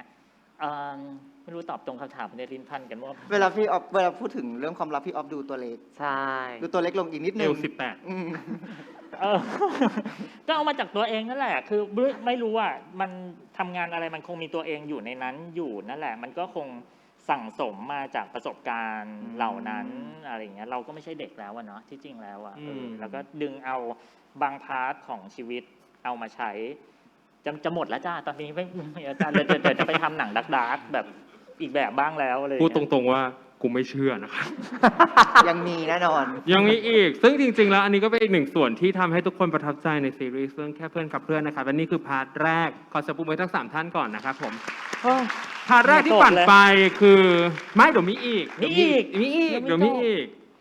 จะชอบคำถามเมื่อกี้มากเลยขอบคุณมากจริงๆเมื่อกี้คือพาร์ทแรกในช่วงก่อนออกเดินทางนะครับว่าการเตรียมงานการเตรียมตัวหรือการที่จะมีจินตนาการภาพถึงบทต่างๆในซีรีส์เรื่องนี้เป็นอย่างไรแต่ทีนี้เราขอเข้าสู่ช่วงพาร์ทที่2นะครับนั่นก็คือช่วงขอโทษนะครับคือตื่นเต้นแล้วหายใจไม่ทันจริง หายใจไม่ทันเนี่ยน่าจะเป็นกันทั้งหอตอนนี้ ๆใช่ก็จริง อ่ะต่อไปนะครับช่วงที่2นั่นคือช่วงออกเดินทางนะฮะหลังจากที่เราเตรียมตัวเตรียมงานมีจินตนาการภาพแล้วในช่วงการทำงานจริงๆแล้วเกิดอะไรขึ้นบ้างอันนี้ก็คือเรื่องที่พี่ออฟจะเล่าให้เราฟังรวมถึงคุณออใจและคุณเติ้ลจะยังแชร์ประสบการณ์ไม่ใช่แชร์ประสบการณ์แชร์คำถามกับเราได้เหมือนเดิมฉันคิดอะไร แชร์ อะ ประสบการณ์คนหัวลุกเลยอะ นี่รายการ ดูเป็น เธ อี อก ราย ค การ นหัวลุก หนึ่งเลยอะ แล้วโอเคอ่ะช่วงนี้นะครับ เช่นเคยนะทุกคนสามารถที่จะคิดไว้ว่าอยากถามอะไรเดี๋ยวช่วงท้ายสุดเรามาถามคำถามถึงพี่ออฟกันนะครับผมโอเค เรามาเจาะกันถึงเรื่องการทำงานเข้าไปอีกนะพี่ออมนะเมื่อกี้เป็นแค่การเริ่มต้น แต่ว่าช่วงถ่ายทำจริงๆเป็นยังไง เอาข้อแรกก่อนเลย ทุกคนน่าจะทราบดีว่าซีรีส์ทั้งหมดนี้ไม่ได้ถูกถ่ายเรียงตามลำดับเรื่อง ทีนี้มันมีปัญหาซึ่งจริง ๆ ก็เป็นซีรีส์ทั่วไปทั่วโลกแหละที่ทำแบบนี้เพียงแต่ว่า ถ่ายตาม กับ location เรื่องนี้ ครับ มีปัญหาติดขัดมากน้อยแค่ไหน หรือมีปัญหาในการทำงานอย่างไรบ้างครับ เอาแวะที่ประเด็นเรื่องแบบถ่ายไม่เรียงโลเคชันก่อนเนาะบ้านทั้งหมดนั่นน่ะถ่ายภายใน3 วัน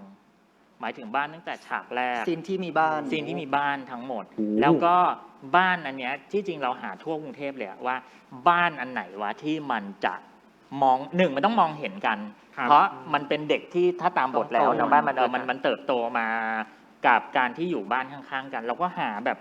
หลากหลายมาก จนมีแบบบ้านที่มองเห็นกันแต่ด้วยเส้นทางแล้วอะมันไม่มีทางเข้าต่อกันได้เลยมันต้องลงปีนหน้าต่างสไปเดอร์แมนลงมาปีนกำแพงบ้านนี้เพื่อไปขึ้นหน้าต่างบ้านมันก็จะดูจาพนมเกินไป ใช่ ดังนั้นนะมันก็ไม่ได้ ต้มยำกุ้งหนึ่ง จนมาเจอบ้านหลังนี้แหละ ที่พอเข้าไปปุ๊บแล้วแบบไปหาบ้านปุ๊บขอดูห้องที่ตรงข้ามกับบ้านอีกบ้านหนึ่งก่อนเลยครับ อะไรอย่างเงี้ยคือได้บ้านนี้เราก็ขึ้นไปเพื่อพอเจอบ้านนี้เสร็จเราก็เห็นว่ามันไปอยู่ตรงข้ามเอาล่ะบ้านนี้ฉันถูกใจแล้ว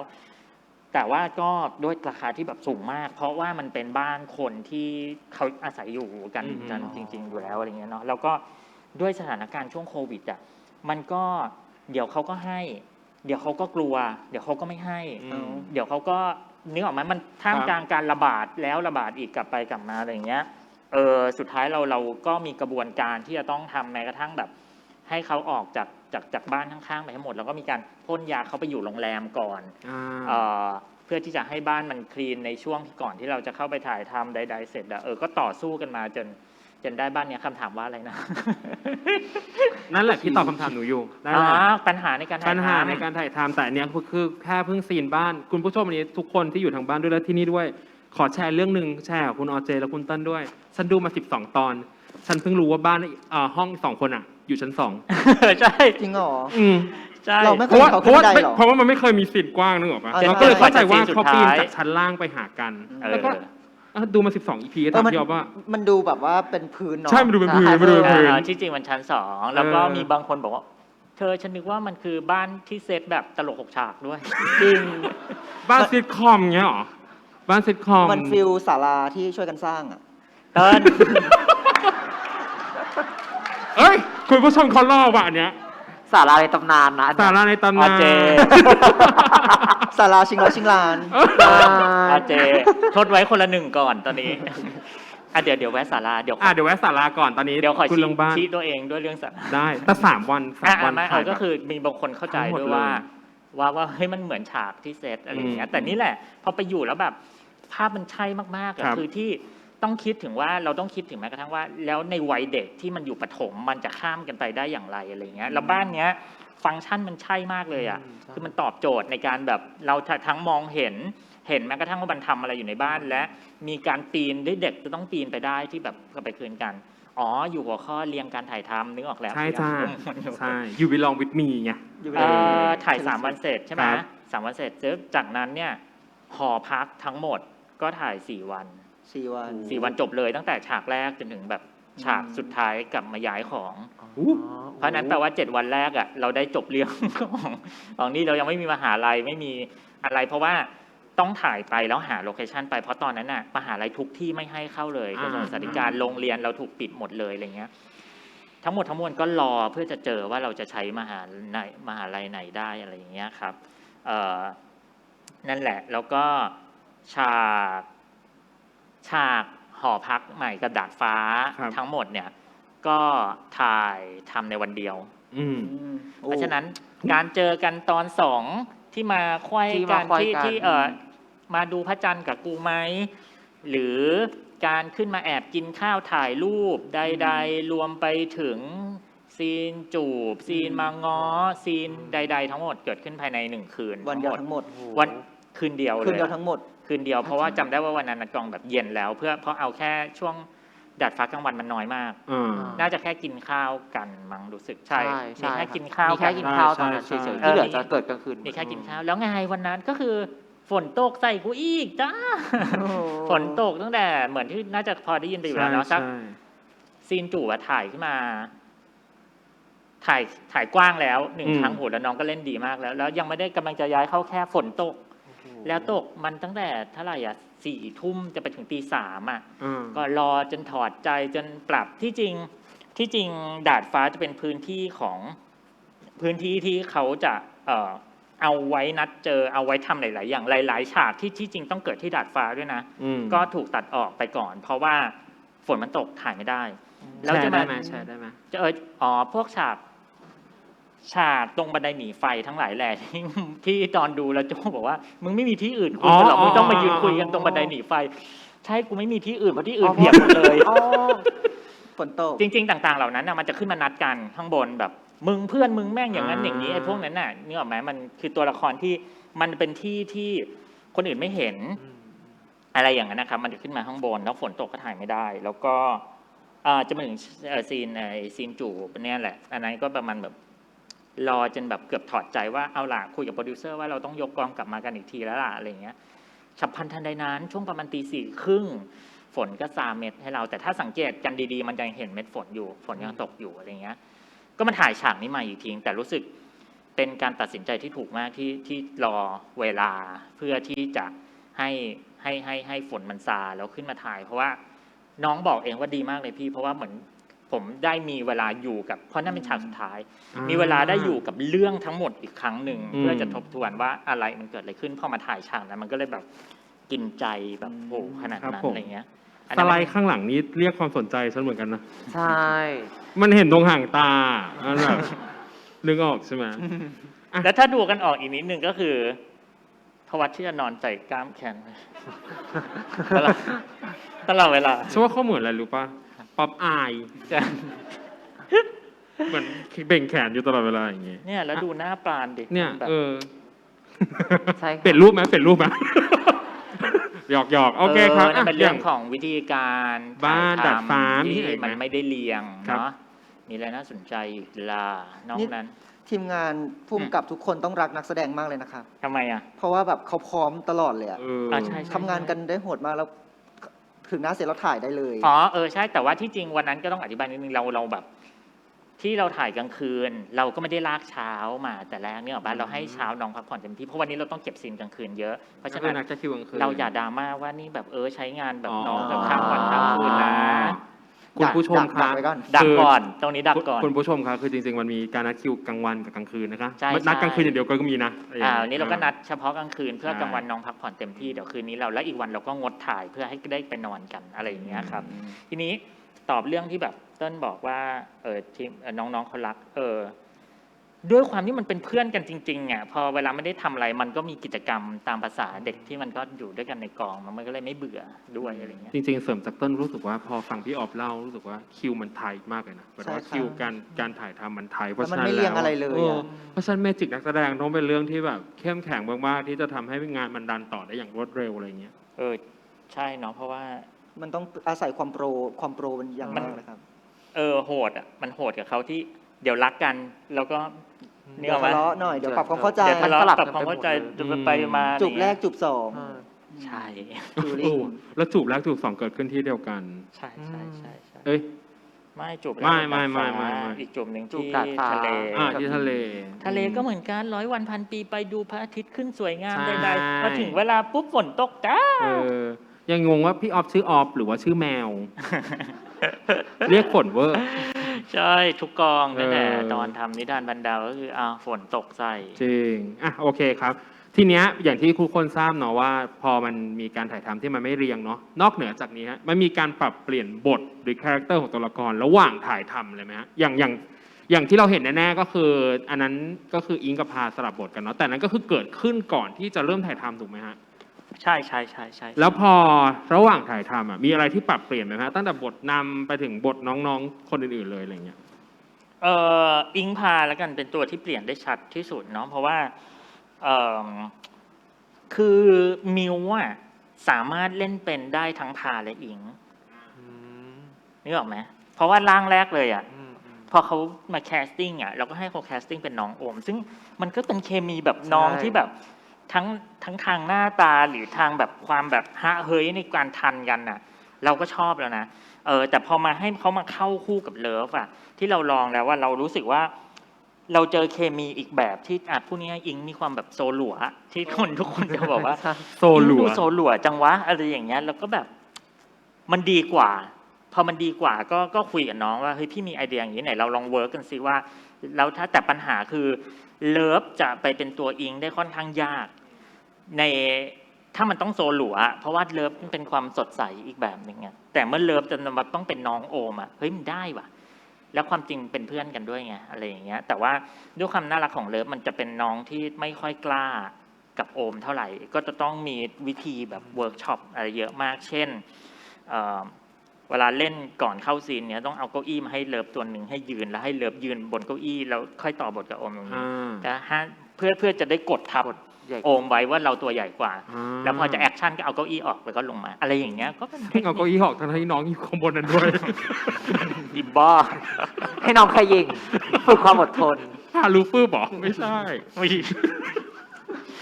ก็เปลี่ยนตัวนี้ เป็นวิธีการบรีฟการแสดงรูปแบบ เรื่อง หนึ่ง การเปลี่ยนตัวละครก็มีประมาณนี้แล้วก็พวกตัวละครสมทบทั้งหลายแหล่บรรดาเหล่าอาจารย์หรืออะไรอย่างเงี้ยก็พยายามพูดให้เห็นภาพง่ายพยายามไม่ใช้เอกตาหน้าขุนนึกออกคำนี้นึกออกป่ะเราจะเห็นพี่ๆนักแสดงสมทบหลายท่านตามละครฟ้ามีตาตามละครต่างๆที่เราก็รู้ว่าเดี๋ยวคนนี้มาเป็นนักช็อตคนนี้มาเป็นแม่ค้าตลาดอะไรเงี้ยมันมีภาพจำอยู่แล้วเราก็อาจารย์ต่างๆทุกคนเนี่ยคุณน้องออมที่เป็นผู้ช่วยก็ติดต่ออาจารย์จริงๆทั้งหมดเลยอาจารย์จากจุฬาอาจารย์จากหลายๆที่มาเป็นอาจารย์ให้ในเรื่องอะไรอย่างเงี้ยครับก็เป็นวิธีหาตัวละครที่ก็ขอบคุณน้องออมที่แบบเขาก็ช่วยหามาซึ่งน่าสนใจมากครับผมทางคุณออเจกับคุณเติ้ลในฐานะคนดูแล้วกันครับพอชมเรื่องนี้มาสักพักเราพูดในแง่การถ่ายทำแล้วกันเราพูดในแง่โปรดักชันว่าเฮ้ยในฐานะคนดูเราชื่นชอบอะไรบ้างชื่นชอบการเล่าเรื่องวิธีการเล่าเรื่องชื่นชอบการถ่ายทำหรือบลาบลาบลาลองแชร์กันได้เลยนะครับอย่างถ้าถ่ายทำเนี่ยเต้นก็อาจจะต้องชื่นชมแค่ว่าเก่งจังเลยถ่ายทันแค่นั้นประมาณนั้นแต่ว่าเต้นจะว้าวกับเรื่องนี้คือเกี่ยวกับตอนโพสต์มากกว่าเรื่องการตัดต่อเรื่องการลำดับภาพเล่าเรื่องอะไรเงี้ยใช่พอเราน่าสนใจมากเพราะว่าพอเราดูแล้วเราก็รู้สึกว่ามันเข้าใจได้ง่ายแล้วมันก็ไม่ได้แบบว่าเขาเรียกว่าอะไรทื่อๆตรงๆมันมีลูกเล่นมีกิมมิคบางอย่างในการที่จะพยายามแบบสื่อสารกับเราให้คนดูรู้สึกว่าดูแล้วมันเข้าใจไปด้วยแล้วมันก็สนุกไปด้วยอะไรอย่างเงี้ยครับก็อาจจะยกเครดิตให้ส่วนหนึ่งให้ตั้งแต่ตอนที่ทำบทกับทางทีมทำบทที่พยายามอย่างที่บอกเรากลัวเว้ยเพราะว่าพล็อตมันธรรมดา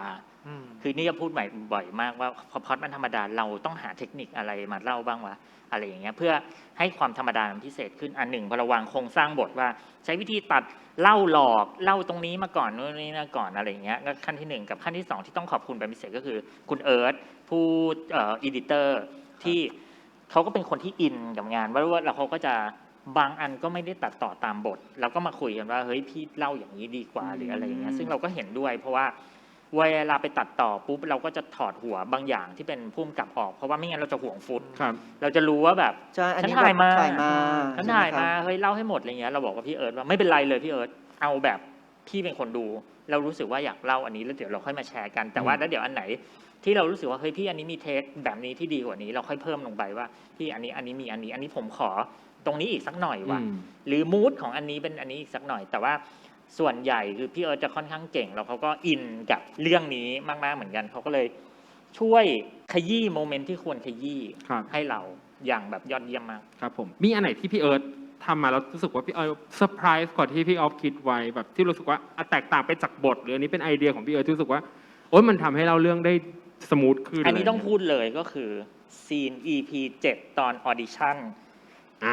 ตอนท้ายที่สุดที่ปราณหันมาแล้วเจอว่าพัดมาบอกว่าตีละนาดบอกว่าเลียมอยู่นี่แล้วนั่นขวัญของเลียมบาที่จริงองค์บทตอนที่อิมพอไว้ตอนออดิชั่นเป็นบทขวัญนะครับที่บอกว่าที่มึงเคยถามกูว่ากูจะเป็นแฟนกับมึงแล้วมึงจะเอายังไงถ้าตอนนี้กูบอกว่ากูไม่อยากเล่นแล้วเอาไงที่จริงบทนั้นน่ะมันอยู่ตั้งแต่ตอนออดิชั่นละนาดเลยตั้งแต่มันถือไม้ระนาดเข้ามาแล้วก็ออดิชั่นตรงนั้นเลยแต่ว่าพี่เอิร์ธเขาเลือกที่จะเอาอิมพอไว้ออดิชั่นเนี้ยเอามาอยู่ตรงองค์เฉลยองค์สุดท้ายของบทซึ่งมันโคตรอิมแพกกว่าเยอะมากเลยอะไรอย่างเงี้ยแล้วเราก็เนี่ยเห็นด้วยแล้วก็โหขอบคุณเขามากที่แบบเสนอช้อยนี้มาแล้วมันแบบมันว้าวมากมันดูมีอะไรให้ดูใช่ใช่ไหมครับมันดูมีอะไรให้แบบว่าเราดูได้อะไรเงี้ยซึ่งตรงนี้เต้นก็ชอบเหมือนกันในตรง EP7 คืออย่างเจชอบคือเจมาสายแบบเจอยู่กับตัวบทมาตลอดอะไรเงี้ยเพราะงั้นเจจะไม่ค่อยรู้โปรดักชันมากแต่อย่างเจชอบวิธีการเล่าเรื่องคือตอนที่เราเห็นพล็อตเรื่องนี้เรารู้สึกว่าพล็อตเรื่องนี้เวลาเล่าอ่ะแน่นอนมันไปตามรูทีนเวลาปกติอยู่แล้วอะไรเงี้ยแล้วพอที่เราจะมาดูเรื่องนี้เราก็อยากรู้ว่าพี่อ๊อฟจะเล่ายังไงเพราะว่าถ้าเรากลับไปดูในหนังสืออ่ะตอนที่อ่านนิยายเรารู้สึกว่าผู้แต่งอะค่ะเขาพยายามจะเล่าเรื่องจิตใจของตัวละครค่อนข้างชัดมากเพราะว่าเขาใช้ตัวละครหนึ่งตัวเล่าเรื่องซึ่งผัดเล่าเรื่องแล้วก็สลับปานเล่าเรื่องเพราะงั้นมันก็จะดีฟความรู้สึกของตัวละครมากแต่พอปรับมาเป็นซีรีส์อะเราจะรู้สึกว่าวิธีการเล่าจะเล่าแบบนั้นไม่ได้แต่เราก็อยากรู้เหมือนกันว่าแล้วพอเล่าเป็นซีรีส์อะซึ่งมันเป็นหลายมุมมองมากคืออาจจะเป็นมุมมองตัวละครหรือมุมมองคนนอกอย่างเงี้ยคือเขาจะเล่าเรื่องไงให้เราอะเข้าใจความรู้สึกตัวละครจริงๆหรือทำให้เราอินกับความรู้สึกของตัวละครเพราะงั้นน่ะหลายๆฉากที่เจเห็นน่ะอย่างเช่นแบบแม้กระทั่งฉากเมื่อกี้การตัดสลับอะคือจะอิมแพคกับฉากนั้นมากเพราะว่าพอทันทีที่ตัดสลับอะมันทำให้เราอะวิธีการเล่าแบบนี้มันทำให้เราอะเข้าไปถึงความรู้สึกของตัวละครมากขึ้นคือเรารู้อยู่แล้วว่าเขารักกันแต่พอเจอเม็ดเนี้ยเป็นเม็ดสุดท้ายที่ปาเข้ามาให้เราอะเราเลยรู้สึกว่าความรักของเขาอะมันดูพิเศษกว่าปกติแล้วจริงๆมันไม่ใช่แค่ฉากเนี้ยคือถ้าดูหลายๆ EP อ่ะจะรู้สึกว่ารอบเนี้ยงานพี่ออฟมีวิธีการเล่าหลายแบบถ้าเปรียบเทียบกับงานที่ผ่านมาอะไรเงี้ยแล้วเรารู้สึกว่าในแต่ละ EP อ่ะวิธีเล่าแต่ละแบบมันทำให้เราอ่ะเข้าไปถึงความรู้สึกของตัวละครได้ดีขึ้นแล้วจะรู้สึกว่ามันเป็นวิธีการทำให้สับเจคือวิธีการเล่ามันสามารถทดแทนวิธีการเล่าแบบในหนังสือได้เลยอ่ะเพราะในหนังสือเราเข้าใจตัวละครยังไงอ่ะโดยที่ผ่านปากของตัวละครอ่ะแต่เรื่องนี้เราพอด้วยความเป็นซีรีส์มันเล่าได้หลายแบบใช่ไหมครับมันเล่าผ่านภาพเล่าของทุกอย่างมันส่งเสริมทำให้เราเข้าใจความรู้สึกตัวละครได้แบบได้เด่นชัดมากขึ้นเจ๊ก็เลยชอบตรงนี้มากแล้วก็อย่างหนึ่งคือมันเล่าหลายแบบก็จริงแต่เราไม่รู้สึกว่าเรากำลังถูกยัดเยียดวิธีการเล่ามันโฟล์มันไปเรื่อยๆเลยมันดูแบบมันดูได้เรื่อยเพลินๆแต่ไอความเพลินเราก็รู้สึกว่ามันเก๋นะตรงที่ทำให้เราเข้าใจได้แบบทุกอย่างมันคลีนนะคะก็เลยแบบไม่รู้สึกว่าอึดอัดกับวิธีการเล่าแบบนี้ด้วยครับผมปรบมือให้กับทีมงานเบื้องหลังสัก1 ทีได้ไหมฮะ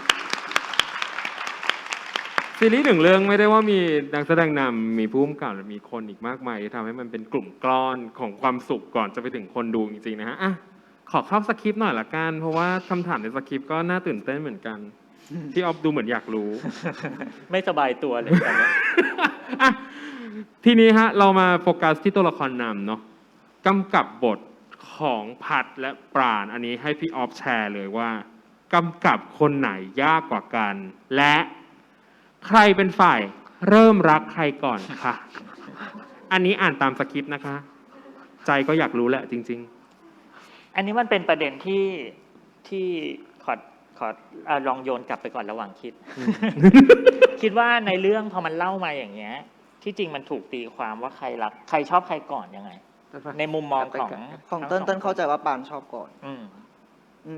ไม่รู้ทำไมเต้นก็ไม่รู้เหมือนกันแต่ว่าพอดูแล้วเรารู้สึกตั้งแต่ EP แรกๆเลยว่าปานชอบเขาก่อนอะไรอย่างนี้ถึงแม้ว่าตัวปานมันจะแบบว่าไม่ได้แบบแสดงออกอะไรมากมายกลับเป็นพัดด้วยซ้ำที่แบบว่าอุ้ยรู้ตัวเองแล้วอะไรเงี้ยแล้วแบบพุ่งเลยอะไรเงี้ยฉันก็ว่าปานชอบก่อนใช่คนดูว่าปานชอบก่อนเพราะว่าจริงๆจะสังเกตตั้งแต่ตอนถ้าเราดูเทรลเลอร์ที่เป็นตัวออฟฟิเชียลเรารู้สึกว่าทั้งหมดเล่าผ่านความรู้สึกปานแม้กระทั่งเป็นเพลงอะค่ะก็ทุกอย่างก็เล่าผ่านความรู้สึกตัวละครหรือว่าจริงๆแล้วเราชอบพัดแล้วเราคือปานก็เป็นไปได้เราก็เลยเข้าใจว่าเขาชอบเราไงไม่เราความรู้สึกเองไปทับก่อนใช่ว่าเราชอบก่อน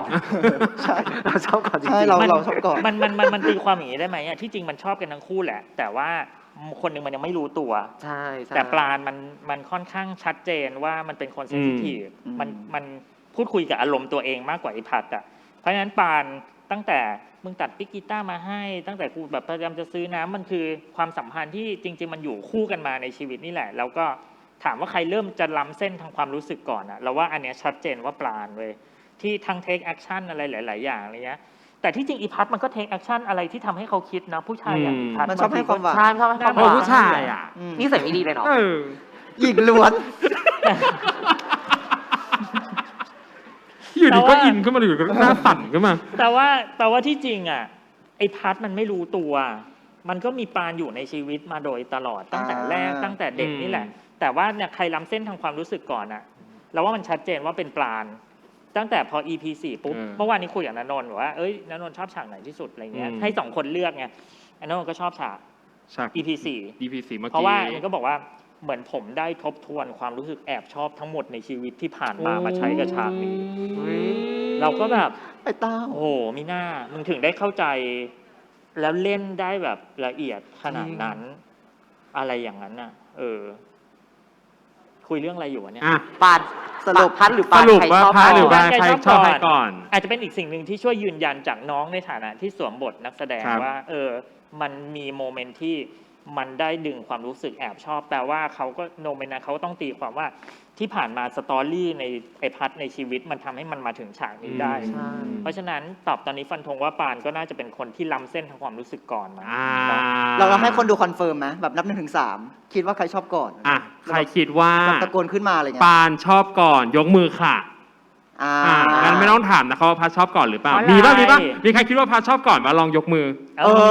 ลองแชร์ไหมลองแชร์ไหม แต่ ทำไมถึงคิดว่าพัดชอบก่อน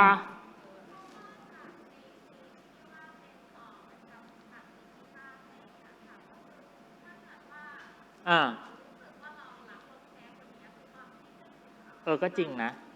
อ่าใช่ใช่ ไม่รักไม่แคร์ก็จะเป็นนิวจิ๋ว เอ นะเธอ อ นิวจิ๋วหนึ่ง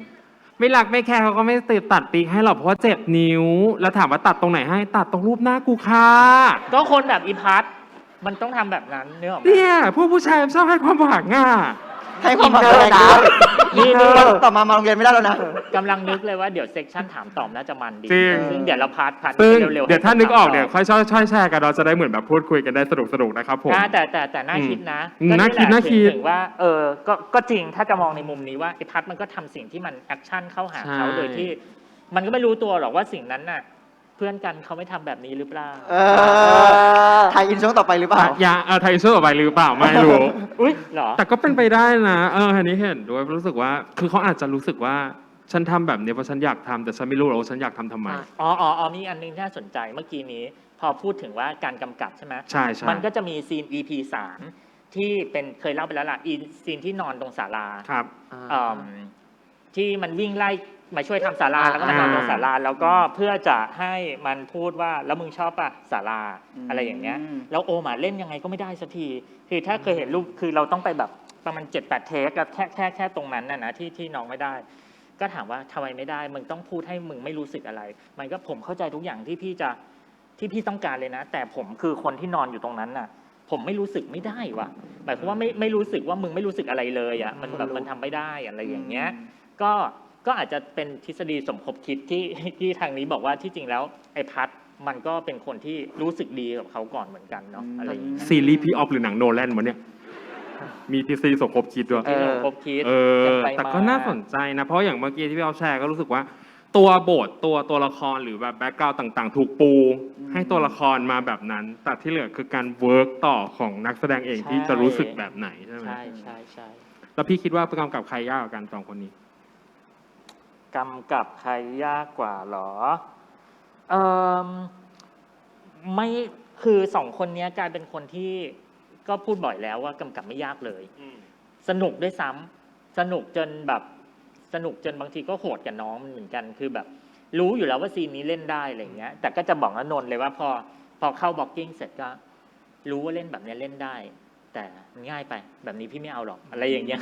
ก็จะแบบลองเวนี้สิเธอลองเวแบบที่เธอไม่เคยรู้สึกแบบนี้ลองอย่างนี้นะอะไรเงี้ยแล้วมันก็ค้นพบไปด้วยกันก็ explore ระหว่างทางพอเล่นเสร็จมันก็แบบ หุยชอบจังพี่อะไรอย่างเงี้ยเพราะว่าไม่ได้ใช้ความออโต้ไพลอตหรือว่าไม่ได้ใช้วิธีคิดแบบเดิมๆอะไรอย่างเงี้ยคือซีนดราม่าอะไรไม่ห่วงเลยคู่เนี้ยแค่เพิ่มดีเทลว่าเราอยากได้อะไรแบบไหนมากกว่าอะไรเงี้ยเพราะฉะนั้นไม่ยากเลยครับกับน้องสองคนนี้ สนุก สนุก ดูคนไม่ดีนะ คือพี่ออฟชอบเล่ามากว่า เฮ้ยมึงมันเล่นได้แล้ว แต่จะเล่นแค่นี้จริงๆเหรอแบบหรอเราคาดหวังอะไรจะกูค้านึกออกปะแต่ก็นี่แหละก็เลยได้เกิดเมจิกโมเมนต์ต่างๆลองแชร์ได้ไหมพี่ว่ามีเมจิกโมเมนต์ไหน จะมีซีนหนึ่งที่ซีนแรกเลยซีนที่แอบไลน์ตอนที่หลังจากเขาไปซื้อยาจากเภสัชกรคนนั้น ฉันจะสั่งให้กระทรวงสาธารณสุขไปปิดร้านเขานะคะ เพราะว่ามีหลอดเดียว มีหลอดเดียว อ่ะซีนที่มันนั่งแอดไลน์กันก็แล้วซีนนั้นน่ะไอเทคที่ไม่ใช่ซีนที่เลือกในเรื่องนั้นน่ะคือการรีชูตถ่ายครั้งที่2คือจริงๆซีนนั้นเคยถ่ายแล้วครั้งหนึ่งแต่ว่ามันเป็นซีนที่ครั้งแรกที่ถ่ายอ่ะเวลามันเหลือก็เลยแบบดึงเอาซีนนี้มาถ่ายก่อนอะไรอย่างเงี้ยมันเซตอัพต่างๆมันเลยไม่ใช่อันที่แบบเลือกแบบนี้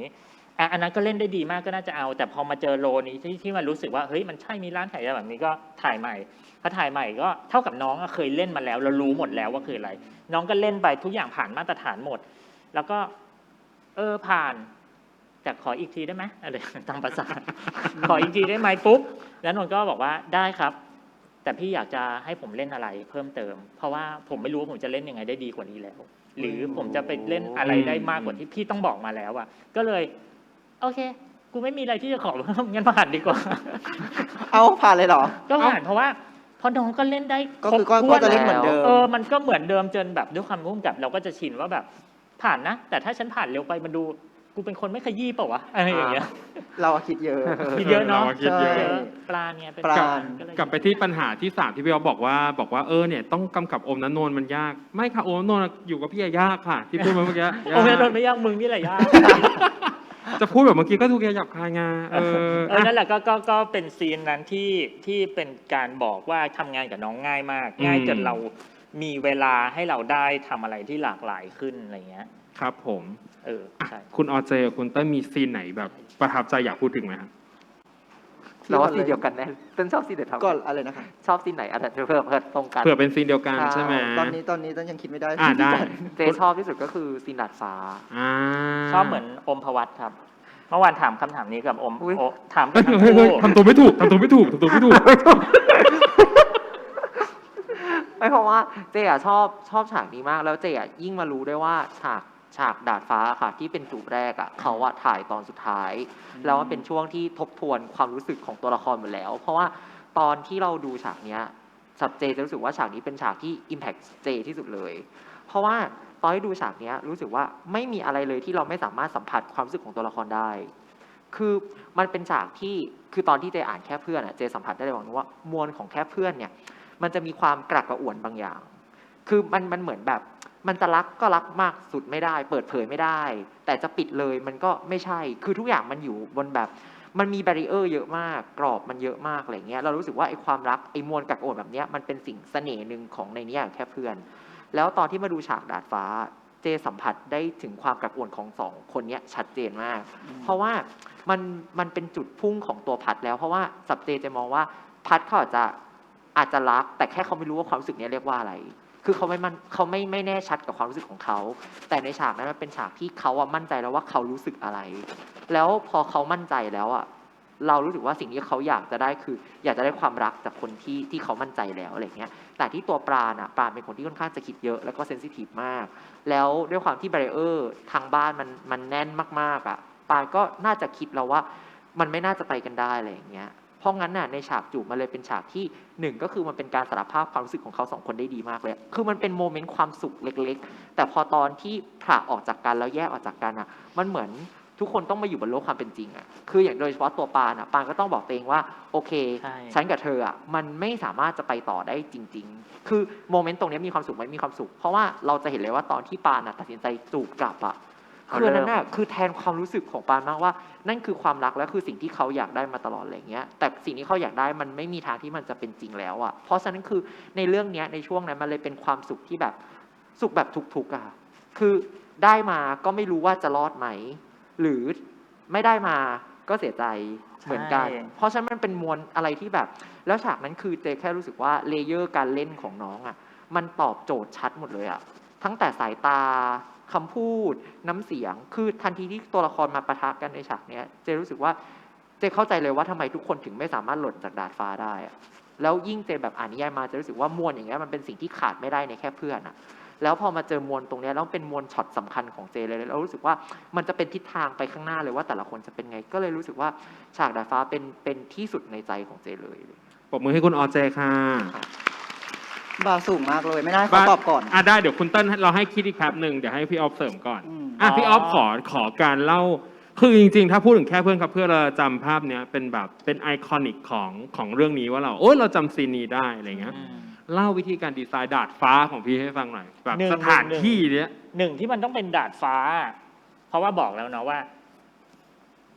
ความรักตัวละครชายอ่ะ มันมักจะถูกกดดันด้วยสังคมภายนอกเสมอ เพราะฉะนั้นในซีรีส์เราว่า ถ้าไม่ดาดฟ้าก็จะชายหาด หรือพื้นที่ที่มันเป็นอิสระ นั่นคือโจทย์แรกที่ฉบับจูบนี้ควรจะอยู่ในพื้นที่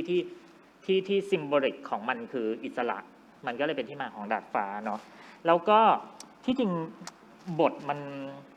มันสาแก่ใจมากเนาะ ใช่ครับ มันสาแก่ใจในความแบบโหตัวละครมันเพราะก่อนหน้านี้มันถูกกดดันมาจากสถานการณ์ที่บังคับให้มึงต้องรู้ใจตัวเอง ก็คือมึงเห็นเขาอยู่กับไอ้วัยมึงกินเหล้ามามึงพยายามจะเข้าไปเคลียร์แล้วกินเหล้าเมาสติก็ไม่มีมันเลยถูกบังคับให้มึงรู้ใจตัวเองได้แล้วสักทีในขณะที่ปานรู้แค่ว่าเขาชอบผู้หญิงใช่นึกออกไหมตอนนั้นปานมันรู้แค่ว่าเขาชอบอิงมันไม่รู้อย่างอื่นเลยอ่ะแล้วมันก็เลยเป็นที่มาของแบบมึงอย่ามางี่เง่าอะไรกับกูนะแค่นี้กูก็เจ็บจะตายห่าอยู่แล้วที่กูแอบชอบมึงแล้วมึงก็ไปชอบผู้หญิงแล้ววันนี้มึงมาทำท่าทีอะไรของมึงเนี่ยเพื่อนกูก็รู้ไม่ได้มันแบกความอึดอัดนี้ไว้จนมันไปหาที่ที่มันอยากสงบสติอารมณ์อยู่ที่ดาดฟ้ามึงยังตามขึ้นมาอีกมันเหมือนแบบฉันอะต้องการสงบสติอารมณ์ตัวเองแล้วพอหันมาแบบอีนี่แล้วมึงเป็นอะไรมึงชอบผู้หญิงแล้วมึงมาทำอย่างนี้ทำไมมึงชอบอิงชัดๆเลยมึงชอบอิงมึงมาทำอย่างนี้ทำไมจนมันมาค่อยๆพูดออกมาว่ามึงเอาเพลงนั้นไปเล่นทำไมฮะแค่เรื่องนี้เหรอที่มึงมางี่เง่าใส่กูเขาเรื่องนี้เหรอปุ๊บจนมันบอกว่ากูไม่ชอบที่มึงเอาไปเล่นกับเพลงนี้กับคนอื่นเฮ้ยเพื่อนกันมึงคิดอะไรขนาดนี้มันจึงไปต่อที่ไดอะล็อกว่ามึงเลิกทำแบบนี้กับกูได้แล้วมันเริ่มจะรู้แล้วว่าไอเนี้ยมาด้วยความไม่ธรรมดามึงเลิกทำอย่างนี้กับกูได้แล้วเว้ยเพื่อนกันยังเป็นไม่ได้เลยมึงอย่ามาทำมันยุ่งยากกว่านี้ดีกว่าไอ้นี่ก็เลยพูดต่อถึงว่าใช่ดีวะก็ทบทวนตัวเองซึ่งเป็นบทตรงที่เติ้ลไม่ชอบจำได้เติ้ลบอกว่าเฮ้ยที่จริงตัดตรงนี้ออกไปเลยอะแล้วเข้าจูบเลยอะจะรู้สึกอันนี้มากกว่าจำได้ที่ดูใช่มันก็เลย พูดเรื่องอารมณ์ตัวเองออกมาจนไอ้ปานก็แบบว่ากูก็ไม่ไหวเหมือนกันแล้วนะกูพูดแล้วจะร้องไห้คืออึดอัดแทนปานอะฉากเนี้ยคือดีมากจริง มันอิมแพคอะคือตัวกูเหลวเลยตอนนี้ตัวอยู่เนี่ยบอกว่าปานอะมันแบกอะไรไว้บ้างวะในตรงนั้นน่ะแล้วแบบกูก็ไม่ได้ไม่ชอบมึงนะมึงยังมาทำอย่างนี้กับกูไม่สามารถจะอดทนอะไรได้มากไปกว่านี้แล้วจนถามว่าทำไมมึงอยากจะเป็นเพื่อนกูใครจะเป็นคนเริ่มก่อนที่จะพังทลายกำแพงนี้เจอในพัดตอบว่าไม่แล้วเดินเข้ามาจูบพอมาจูบเสร็จก็แบบกูก็คนนะเว้ยกูก็มีความรู้สึกกูก็โคตรจะรักมึงเลยอะอะไรเชี่ยจะร้องไห้จริงๆด้วยฉากนี้มันเป็นอะไรที่แบบโอ๊ยมันไม่ไหวแล้วจริงๆคือเราอะสงสารปานมาตลอดเพราะว่าเรารู้สึกว่าปานเขาคิดเยอะแล้วเขาอยู่กับความรักคนนี้มาหลายปีแล้วเรารู้สึกได้เพราะฉะนั้นน่ะคนที่มันคิดรู้ตัวแล้วมันไปไกลอ่ะมันจะพุ่งแรงกว่าปกติแล้วพอมาเจอบรรยากาศที่แบบคือเหมือนตอนนั้นจะรู้สึกว่าเขาว่าเริ่มเคลียร์คัดเองแล้วว่าโอเคเธอชอบคนนี้ฉันจะไม่ยุ่งแล้วก็เพื่อนปกติคือมันเหมือนคนที่พยายามจะตัดใจแล้วอ่ะแต่อยู่ดีก็คือเฮ้ยจะมาทำให้มันแบบจากคนที่กำลังจะตัดใจอ่ะจะต้องคิดมีใจต่อทำไมอะไรอย่างเงี้ยแล้วสถานการณ์ก็คือไม่เอื้อด้วยเพราะว่าพัดมาด้วยสภาพที่แบบเอาตรงๆก็คือกึ่งมีสติไม่มีสติบ้างและด้วยคำพูดที่เขาเป็นคนผงผางเงี้ยจะรู้สึกว่าฉากนั้นเป็นฉากที่แบบโหแต่นี่มันคือความสิ่งที่มันโหยหากันมาตลอดโมเมนต์นั้นเนี่ยเมื่อไอ้พัดมันพังทลายเข้ามาก่อนปานก็นี่บอกปานว่าปานก็ไม่มีความจำเป็นต้องทนอะไรอีกต่อไปเพราะมนุษย์เราก็ควรจะได้รับความรักที่มึงแอบชอบเข้ามาตลอดมันจึงเป็นฝ่ายที่บอกนั่นว่าอย่าคิดว่ากูไม่กล้านะเพราะฉะนั้นมันจึงมาเลยแล้วก็โน้มคอเขามาแล้วก็จูบแสดงความโหยหาที่มันมีต่อกันมาขนาดนั้นตลอดเวลาและเมื่อมันจูบ ปุ๊บสติมันกลับมาเมื่อมันเสพความสุขใน1 นาที 30 วิตรงนั้นได้เสร็จปุ๊บ มันก็กลับมาถึงโลกความจริงว่าเฮียกูไม่น่าเลย เพราะรู้อนาคตต่อไปชิบหาย ใช่มั แล้ น ว ไม่ แน่นอน ได้ แต่เมื่อกี้มีความสุขไหมมีความสุขมากแต่พอกลับมามีสติก็คือแบบไม่ได้แล้ว ในขณะที่อีพัทได้สิ่งที่ต้องการหมดแล้ว อืม ใช่ ทันทีแต่ท่าทีของปานเปลี่ยนไปเหมือนกันอีพัทก็ อืม อ้าวชิบหายแล้ว แล้วอะไรอ่ะ อืม งงกันต่อไปอะไรเงี้ย ใช่ ครับ จริง ครับผม โอ้โหพาเรากลับไปแบบสู่บรรยากาศ เออ นะค ใช่ รับ เจ๊อะคือฉากนั้นคือถ้าพูดว่าแค่เพื่อนอะฉากนั้นคือจะพุ่งมาในหัวเจคือฉากแรกเลยเพราะรู้สึกว่าแบบมันเป็นเหมือนเราเห็นพัดกับปานในจุดที่สมบูรณ์ที่สุดแล้วอะ อืม ฉากนั้นอะแล้วเรารู้สึกว่าแบบยิ่งพอมารู้ได้ว่าแบบเขาถ่ายซีนสุดท้ายนั่นคือหมายความว่าตัวละครอะจะได้ตกผลึกความรู้สึกทั้งหมดมาแล้วอะค่ะนักแสดงก็จะได้ตกผลึกมาหมดแล้วแล้วรู้สึกว่าแบบมันเป็นฉากที่วิเศษมากสำหรับเราอะไรเงี้ยใช่ ยอด เฮ้ย เยี่ยม อันนี้ ครับ แวะเล่าได้นิดนึงก็คือ ม ว่าที่จริงเมื่อกี้ใครพูดเรื่องวิธีเล่าที่มันมีลีลาไปมา ที่จริงฉากจูบนั้นน่ะ มันจะไม่ได้ถูกเล่าแบบนั้น ถ้าตามบทนะ มันจะจบที่จูบแล้วก็ภาพกว้างออกมา คนจะยังไม่เห็นหลังจากจูบว่าเกิดอะไรขึ้นเลย แต่รู้สึกว่าความมีพลังของน้องทั้งคู่ที่เล่นน่ะ เราไม่สามารถไปคัดแล้วให้คนดูรออาทิตย์หน้า อืม เพื่อมาเห็นว่าอ๋อหลังจูบ อ๋อ เขาคิดได้ว่ะ อ่า เราเลยเลือกที่จะปล่อยทั้ ปล่ ง อย อ เลย งค์ ดี จู ก บ ว่า ไปให้หมด เพราะถ้าจะเห็นก็คือว่าหลังจูบมันจะกลับมานอนคิดมากมันจะอะไรเงี้ยที่จริงองค์หลังจูบและหลังจูบนั้นมันจะอยู่อีกอาทิตย์หนึ่งคือ EP 6 อืม แต่ว่ามวลการแสดงตรงนั้นมันมีพลังมากจนแบบอ่ะพี่เอิร์ธก็ตัดสินใจว่าคุยกันว่าอ่ะงั้นปล่อยไปเลยดีกว่า ซึ่งมันทำงา เขา น ทำงานได้ยอดเยี่ยมมาก ทิ้งคนดูค้างเติ่งอยู่บนนั้น บางคนถึงกับเกาะรั้วแล้วเตรียมจะกระโดดลงมา คลัส ถึง เตอร์ ถึงอย่าทำแบบนั้นนะคะอ่ะทางคุณเติ้ลครับ ซีนที่เราประทับใจในซีรีส์เรื่องนี้ครับ จริงๆได้มี2 ซีนสั้นๆครับ ครับผม ซีนแรกก็คือซีนจูบที่ทะเลแหละ อืม เหตุผลสั้นๆก็คือสะใจ สะใจ พูดพร้อมกันค่ะว่าสะใจค่ะสะใจ สะใจ EP 11 ใช่ ใช่ที่ไปทะเลกันแล้วก็แบบจูบอาบแสงจันทร์อ่ะอันนั้นอ่ะ อืม คือสะใจมากถ้าดูรีแอคเราก็จะเห็นว่าแบบ กระ เข้าใจ ทืบ ไหม เท้า ว่าก ระ คื ทืบ อพี่คือเราก็ไม่รู้หรอกว่าเขาจูบกันยังไง แต่เรา อืม รู้สึกว่า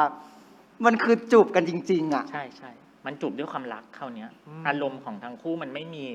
อะไรมากั้นแล้วอะ ใช่ คือเราก็คุยกับเพื่อนในช่องกับเจมส์กับพีคกับเฮงก็บอกว่า ถ้าเขาไม่รักกันนี่เขาจูบกันไม่ได้แบบนี้นะอะไรเงี้ยเขาต้องมีบางอย่างที่รักกัน หรือว่าต้องมีอะไรบางอย่างที่แบบเชื่อมโยงกันนะ หรือว่าต้องแบบว่าเชื่อใจกันเพราะว่ามันอย่างของเราอย่างเงี้ยเราไม่สามารถที่จะจูบกับใครก็ได้พี่เข้าใจถูกปะ เข้าใจ เราต้องจูบเราก็ เข้าใจ หรือว่าพี่จูบกับใครก็ได้ เข้าใจ ถามฉันเหรอ ขอโทษครับไม่ ฉันเหร ใช่ อ ไม่ใช่ก็ ได้ คือ อ แบบ ยู่นะไม่ติดอืม จริงเหรอ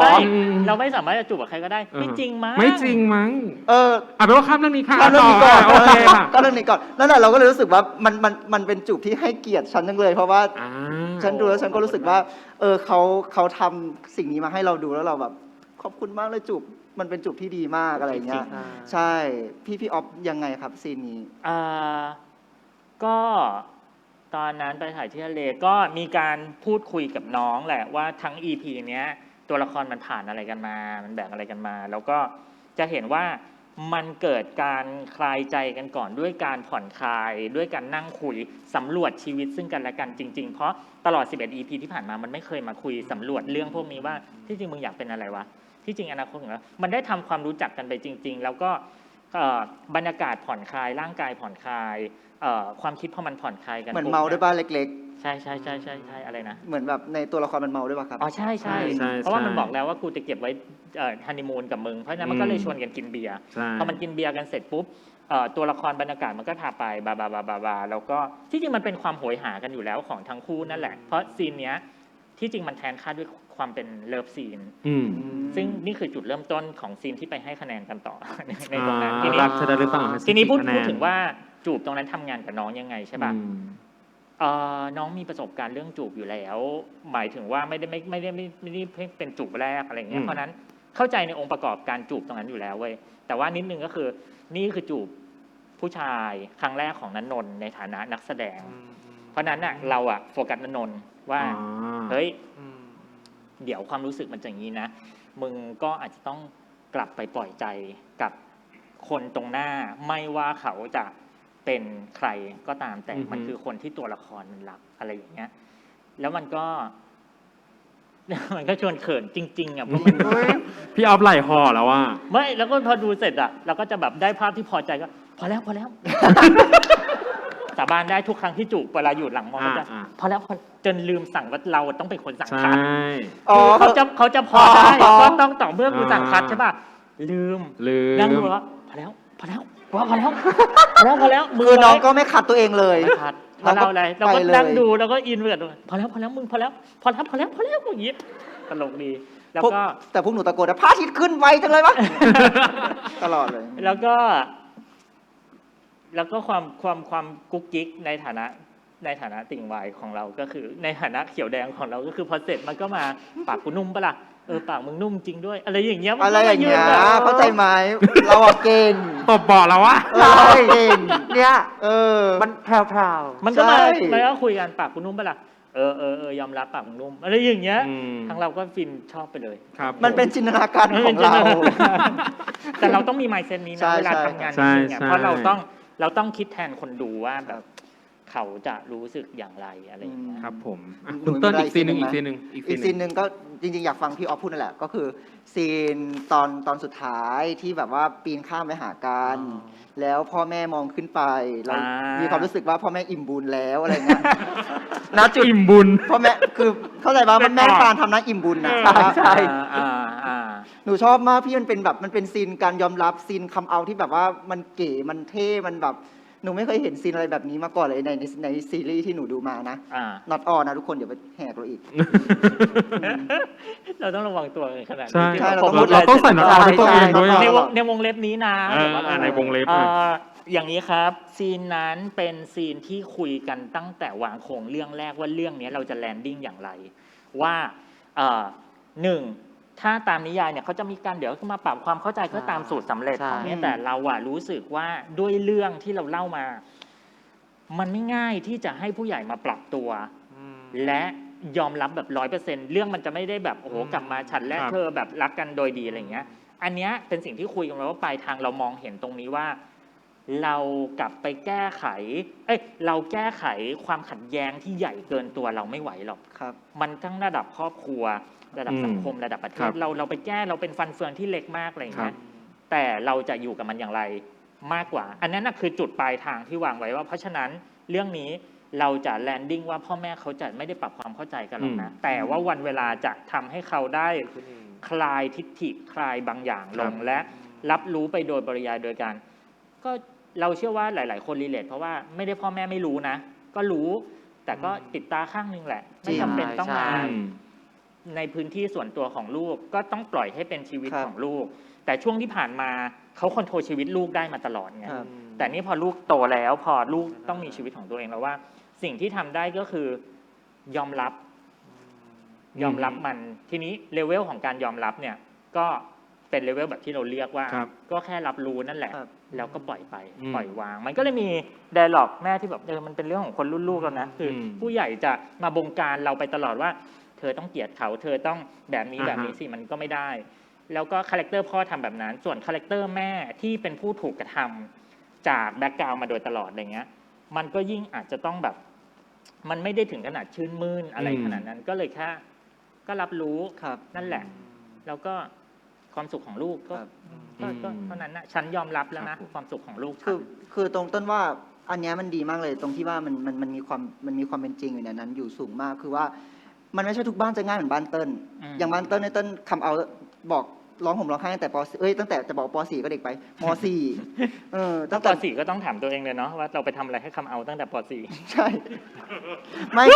คืออย่างบ้านเติ้ลเนี่ยมันง่ายมันอิสระเติ้ลตะโกนบอกทุกคนแล้วว่าทำสิแต่บางบ้านมันไม่ได้จริงๆพี่ ใช่ครับ ถึงแม้ว่าแบบจะเปิดตัวเลยทุกสิ่งทุกอย่าง แต่เขาก็ไม่พูดกันตรงๆ เขาก็ฉันยอมรับในฐานะเธอเป็นลูก แต่บางอย่างฉันก็ไม่อยากพูดมันออกไปอ่ะ ใช่ เข้าใจผิดปะ เข้าใจ เพราะฉะนั้นคนที่เจ็บปวดและคนที่รีเลทได้กับส่วนเนี้ยเขาก็เลยรู้สึกว่าเขาถึงซีนแบบนี้มาก ดีกว่าต้องมานั่งแบบว่า100%ยอมรับร้องไห้กอดคออะไรเงี้ยซึ่งมันไม่ใช่แบบนี้ทุกบ้าน ใช่ ใช่เนอะบริบทความเป็นจริงของแต่ละครอบครัวเนี่ย มัน แตกต่าง โค กัน ตร subjective มันไม่ กๆ ง่ายเลย อะ มันไม่ง่ายเลยครับ โอเค และนั่นคือ2ซีนที่คุณเติ้ลชอบปรบมือให้คุณเติ้ลด้วยนะครับ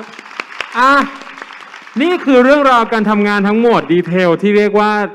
ละเอียดมากละเอียดแบบที่ฉันจะไม่เคยได้ฟังที่ไหน แต่ก็ไม่ใช่ว่าเราจะมีแขกเท่านี้ เรายังมีแขกรับเชิญอีก1 คน นอกเหนือจากเรื่องซีรีส์ที่ผ่านมานะฮะแขกรับเชิญคนต่อไปที่เราอยากจะเรียนเชิญก็คือเก้าอี้นะคะ เก้าอี้เป็นแขกรับเชิญ เก้าอี้มาก่อน เก้าอี้มา เก้าอี้มาก่อนแม่ใช่ อีกหนึ่งจุดประกอบที่ทำให้ซีรีส์เรื่องนี้สมบูรณ์ที่สุดและทำให้ทุกๆคนรักและมีความสุขกับซีรีส์เรื่องนี้ก็คือเพลงประกอบนั่นเอง ซึ่งคนที่ทำงานตามโจทย์ คนที่ผลิตสิ่งนี้ คนที่สร้างสรรค์สิ่งนี้ขึ้นมาอยู่กับเราแล้ว และขอเสียงปรบมือต้อนรับพี่แอมอัจฉริยะดุริยไพบูลย์ค่ะสวัสดีครับพี่แอม ได้ยิน ได้ยินไหมครับพี่แอมเชิญครับพี่แอม ฉันพูดตรงนี้ฉันเป็นแฟนคลับเขา และนี่คือการเจอพี่แอมครั้งแรกโอเคครับเดี๋ยวขออนุญาตถามพี่ออฟก่อนเลยละกันนะครับทำงานกับพี่แอมมาหลายรอบแล้ว พอมาถึงแค่เพื่อนกับเพื่อนทำไมยังเป็นพี่แอมอีก แบบทำไมถึงแบบคิดถึงพี่แอม เราเคยคุยเรื่องนี้กันหลายครั้งเนาะคุณแอมคุยกันเล่นๆว่า คนจะหาว่าเราอะให้แต่พี่แอมทำเพลงไหมคือแอมอะกังวลว่าแบบพี่ออฟคนเขาจะแบบบอกว่าแบบเราเพย์เซฟให้แต่เราทำเพลงเดิมๆไหมอะไรเงี้ยเราก็เลยเปรียบเทียบไปว่า เมื่อเราเจอคนที่ทำงานแล้วคลิกกันแล้วถูกใจแล้วทำไมเราถึงต้องไปหาใหม่นี่ออกป่ะมันไม่จำเป็นอ่ะสู้เราทำงานกับคนเดิมแต่เราโยนโจทย์ใหม่ๆไปดีกว่าไหมอะไรเงี้ยก็เลยเป็นที่มาของพูดไปก็สปอยคือคุณแอมก็จะเป็นคนที่แบบคุยกันแล้วถูกใจคุยกันแล้วเข้าใจโจทย์ตรงกันด้วยวิธีการทำงานมันเลยสนุกในทุกๆเพลงและเราให้อิสระต่อกันและกันแล้วมันได้งานที่ดีเสมออ่ะพอมันได้งานที่ดีคำถามคือเรามีของที่ดีเราจะไปเปลี่ยนทำไมใช่ไหม เยี่ยมยอดรักค่ะฉีดยากันเก่งเวอร์ ฉีดยาหนึ่งฉีดยากันเต็มแขนแล้วพี่แอมครับอยากให้พี่แอมย้อนกลับ อาจจะเบื่อเราก่อนก็ อะไร ได้ นะคะ ที่เขาอาจจะเบื่อเราไปก่อน พี่แอมมาเหรอไม่หรอก ครับ พี่แอมครับให้พี่แอมเล่าเดย์วันโจทย์แรกพอพี่เอาบอกว่าเฮ้ยแค่เพื่อนกับเพื่อนโจทย์เป็นอย่างไร เนื้อราวที่พี่แอมรู้เท่าตอนนั้นที่แต่งเพลง จริงๆรู้จักเรื่องนี้จากเทรลเลอร์ก่อนแล้วค่ะ แล้วก็ตอนที่ไปดูงาน GMMTV 2021 ก็คิดว่าฉันต้องได้ทำเรื่องนี้แน่ แล้วก็คืออย่างที่เมื่อกี้คุณออฟบอกค่ะว่าแบบทำงานกันมาหลายเรื่องแล้วมันเหมือนมันคลิกกันนะคะคือเขาอะจะเป็นคนที่บีฟเก่งมาก แล้วก็บีฟละเอียดขึ้นเรื่อยๆค่ะคืออย่างเรื่องนี้ก็เขาก็จะเล่าอินเนอร์ของตัวละครมาแบบซึ่งโจทย์เรื่องนี้จริงๆเพลงมันเหมือนง่ายแต่ว่ามันยากมาก เพราะว่าอย่างที่เราดูว่าพล็อตเนี้ยมันจะเป็นเรื่องของความรู้สึกซะมากกว่ามันไม่ได้มีเรื่องราวอะไรขนาดนั้น แต่ว่ามันจะเป็นความซับซ้อนที่แบบอย่างใครชอบใครก่อนที่คุยกันเมื่อกี้คิดตามแล้วก็แบบใครว่าอย่างเงี้ย ใช่แล้วก็คือสำหรับเราคือเป็นปริศนาเหมือนกัน เพราะว่าอย่างในเพลงเนี้ยค่ะรู้สึกว่าพี่เอาบอกว่าอยากให้แทนความจะบอกไม่บอกใครละกันเนี่ยต้องใช้แทนทั้งคู่อะไรเงี้ยแต่ว่าอาจจะต้องเล่าไปตามโจทย์เพราะดันเรามีกี่เพลงนะคุณแอมเพลงแรกคือเพลงอะไร แค่เพื่อนมั้งแล้วก็จะไม่บอกใครละกันว่าเธอชอบก่อน3 เพลงซึ่งแต่ละเพลงอ่ะบริบทต่างกันหมดเลยเนาะใช่แล้วก็คือวันที่ไปบีฟอ่ะก็คือคิดก่อนว่าน่าจะมี3 เพลงนี้ซึ่งอันนี้ก็จะเป็นความรู้สึกของปานอันนี้จะเป็นทั้งคู่ใช่อันนี้ก็จะเป็นปานแต่ว่าอันนี้เป็นคอร์ปอเรทใช่แต่ว่ามันจะหนักไปทางปานเพราะว่าเหมือนในเรื่องอ่ะพัดเขาจะเป็นคนที่แบบไม่ค่อยเก็บงำความรู้สึกอะไรเงี้ยครับผมพอมันเป็นเพลงมันก็อาจจะเป็นส่วนใหญ่คนที่แบบมาคร่ำครวญในเพลงมันก็จะเป็นคนที่เก็บความรู้สึกเนาะชอบอ่ะคนที่มาคร่ำครวญในเพลงก็คือคนที่เก็บความรู้สึกนั่นเองใช่เพลงแรกเลยครับพี่แอมเพลงแรกที่ขึ้นก่อนเป็นเพลงแรกคือเพลงไหนครับเพลงแรกเป็นแค่เพื่อนมั้งค่ะใช่ครับแค่เพื่อนมั้งเพราะว่าง่ายสุดเพราะว่าแบบซับซ้อนหน่อยสุดเป็นเพลงที่อันนี้คุณพี่เอาไปให้คำว่าหวั่นวันมาคำว่าอะไรนะครับพี่วันวันเดี๋ยวขอเท้าความเสริมพี่แอมไปเลยก็คือว่าถ้าจะจำได้ก็คือว่ามันเป็นซีนที่ในเรื่องตัวละครน่ะมันพยายามจะแต่งเพลงรัก1 เพลงที่ในกีตาร์กันตอนม.ปลายแล้วก็พูดคุยพยายามจะหาเพลงนู้นเพลงนี้กันอะไรอย่างเงี้ยแล้วก็ไอ้พัดมันก็บอกว่าไอ้เหี้ยบางคนกูก็หวั่นๆจะจีบนะมึงเพราะกูก็ไม่ได้มั่นใจขนาดนั้นจีบติดไม่ติดมันก็เลยเจอคำว่าหวั่นๆเราก็เลยแบบคุณแอมขอเพลงที่มีคำว่าหวั่นๆ ไม่แต่หวั่นๆนั้นน่ะใช้แทนความรู้สึกด้วยไงก็อธิบายว่าไอ้หวั่นที่ว่าเนี่ยแล้วก็พูดไดอะล็อกเป็นปานให้ฟังว่า แม่งก็เหมือนที่เราจะแบบเข้าไปก็ไม่กล้าพูดแบบปานว่าความรู้สึกมันคือความรู้สึกนี้นะ ชอบคำนี้มากเลยอ่ะเอาเพลงเนี้ยเอาคำเนี้ยเป็นตุ๊กตากันดีกว่าเนาะ ใช่ค่ะ แล้วไงต่อ แรก แล้วไงต่อเลยอยาก โจท รู้ ว่า เลยเหมือนกัน ๆหลังจากนั้นก็เป็นเพลงที่เพิ่งเขียนจบ ที่อันเนี้ยยากสุดบีบแบบคิดมา3 เดือนเพราะว่า ใช่ใช่ เพราะว่าคือมันเป็นอย่างนี้ค่ะ โจทย์คือเป็นเพลงที่เขียนให้คนที่เรารัก แต่ไม่ได้เขียนทีเดียวเสร็จ เขียนตอน เขียนแล้วผิดเขียนแล้วลบเขียนแล้ว ใช่ หาไม่เจอ แล้วเขียนตอนเด็กที่ยังแบบไม่ประสีภาษาไปหน่อยนึงแล้วมาเขียนสำเร็จตอนที่มีความรักแล้ว ใช่ค่ะ อันเนี้ยก็เลยแบบ ก็ เอาพูดแบบที่เราคุยกันเลย เขียนจ พี่ บ แอมพูดออกมาได้เลยค่ะพี่แอ ไม่ มพูดออกมา เดี๋ยวเลย ไปฮันนีมูนแล้วถึงเขียนเสร็จ อะไรนะคะ เขียน คุณแอมมันเป็นเพลงที่เขียนแต่ตอนเด็กนะมันก็พยายามศึกษาว่าความรักมันคืออะไรนะซึ่ง เฮ้ยอย่าเพิ่งปิดปากเด้เราอย่าไปพิรุษ จะเอาคำที่เราคุยกันเนาะ โอเค สุดท้ายจนโดนอ่ะพอโดนเสร็จแล้วก็เขียนอย่างนี้จบคือสุดท้ายจนมันมีอะไรกัน อืม โดนใจใช่ไหมคะ โดนใจ โดนใจสุดท้ายจนแบบก็บอกว่าสุดท้ายเพราะมันมีอะไรกันอ่ะ ครับ แล้วความรู้สึกมันเลยคอมพลีท อ่า ว่าอ๋อองค์ประกอบของความรักทั้งหมดคือมันอยู่ๆมันก็มีความจุดประกายเติมเต็มขึ้นมามันก็เขียนจบ ก็พูดกันตรงๆก็เป็น sex and relationship อะนะคะ มันจะได้คอมพีทเป็นแบบ 100% วงกลม เพิ่งเข้าใจเมื่อกี้เลย เอาจริงเหรอ จริง แล้วความยากมันคืออะไรเพลงนี้ ความยากมันคือว่าเราก็ได้สามารถที่จะแบบคุยกันเร็ว มันก็เลยโอกาสที่จะได้ไป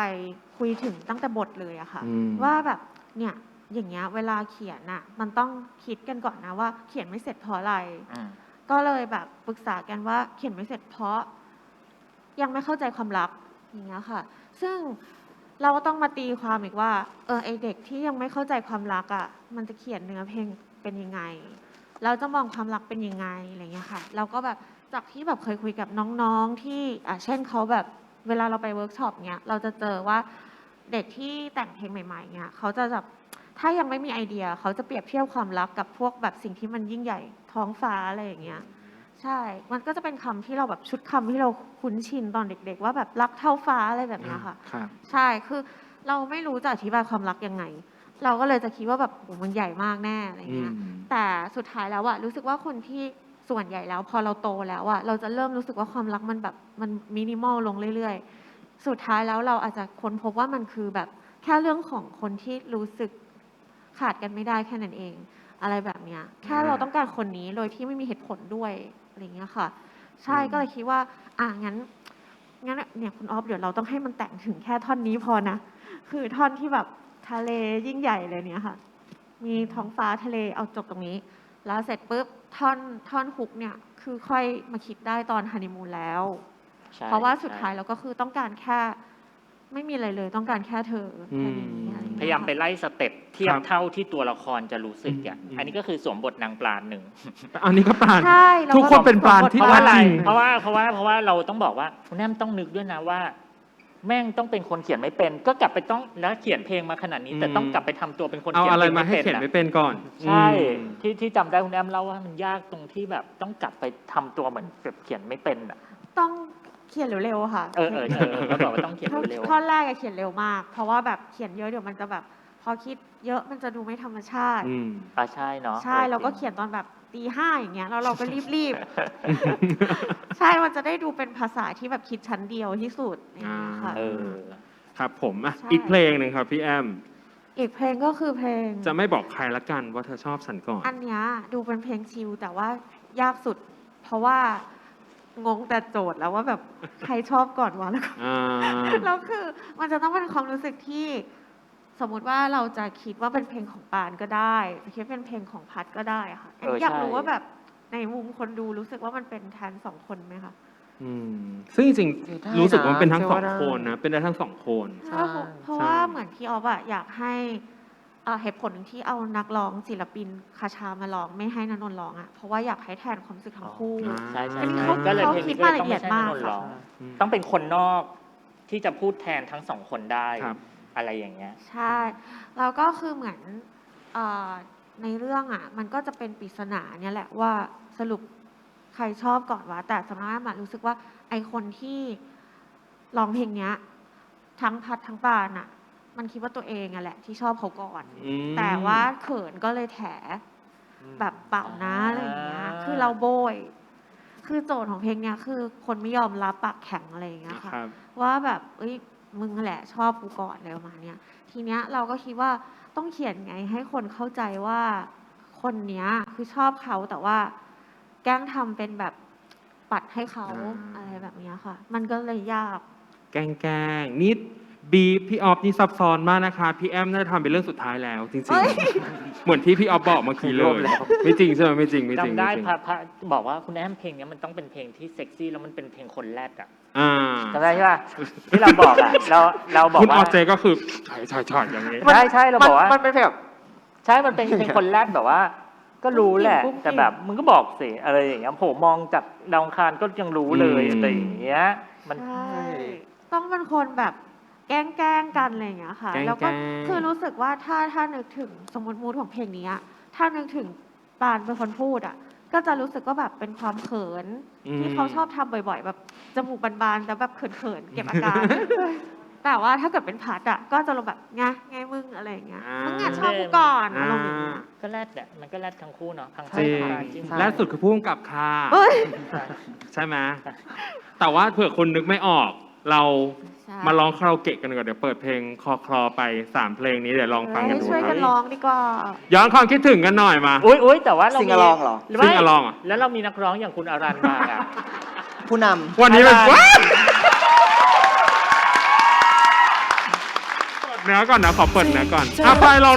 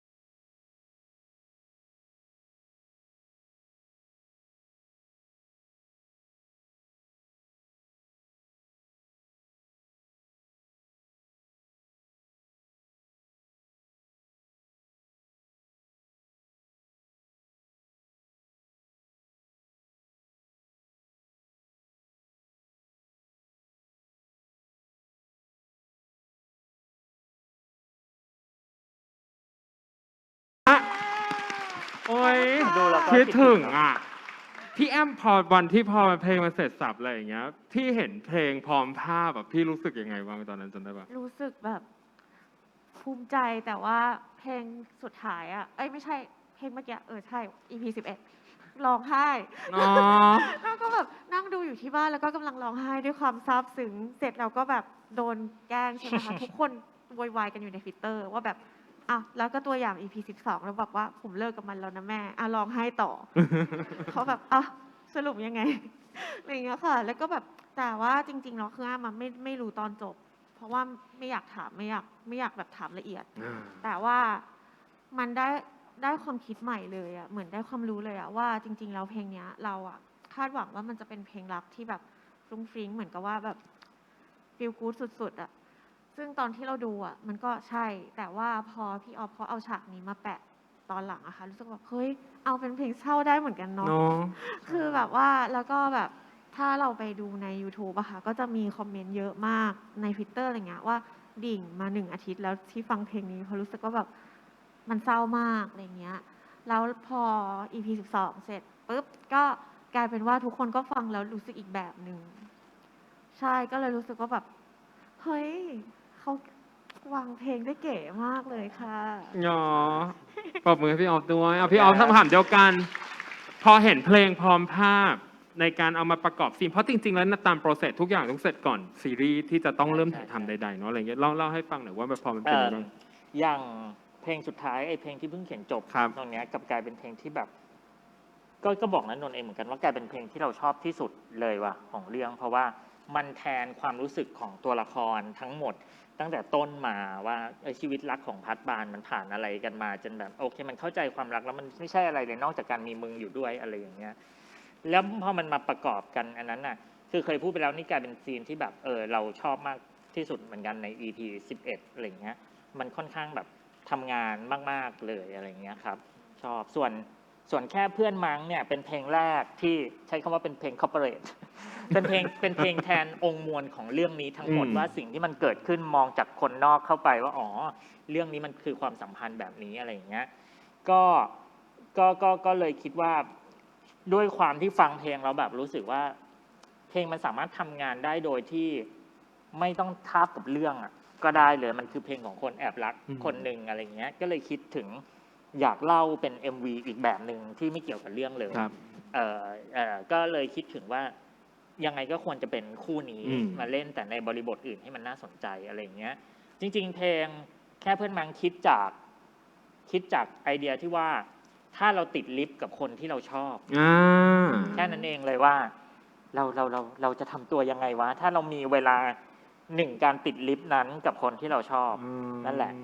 เราจะใช้มันทำอะไร เราจะรู้สึกยังไงอะไรเงี้ยก็แค่ลองสำรวจความรู้สึกไปเรื่อยแล้วก็เลยผูกเรื่องเป็นเซตอัพนี้ขึ้นมาอะไรเงี้ย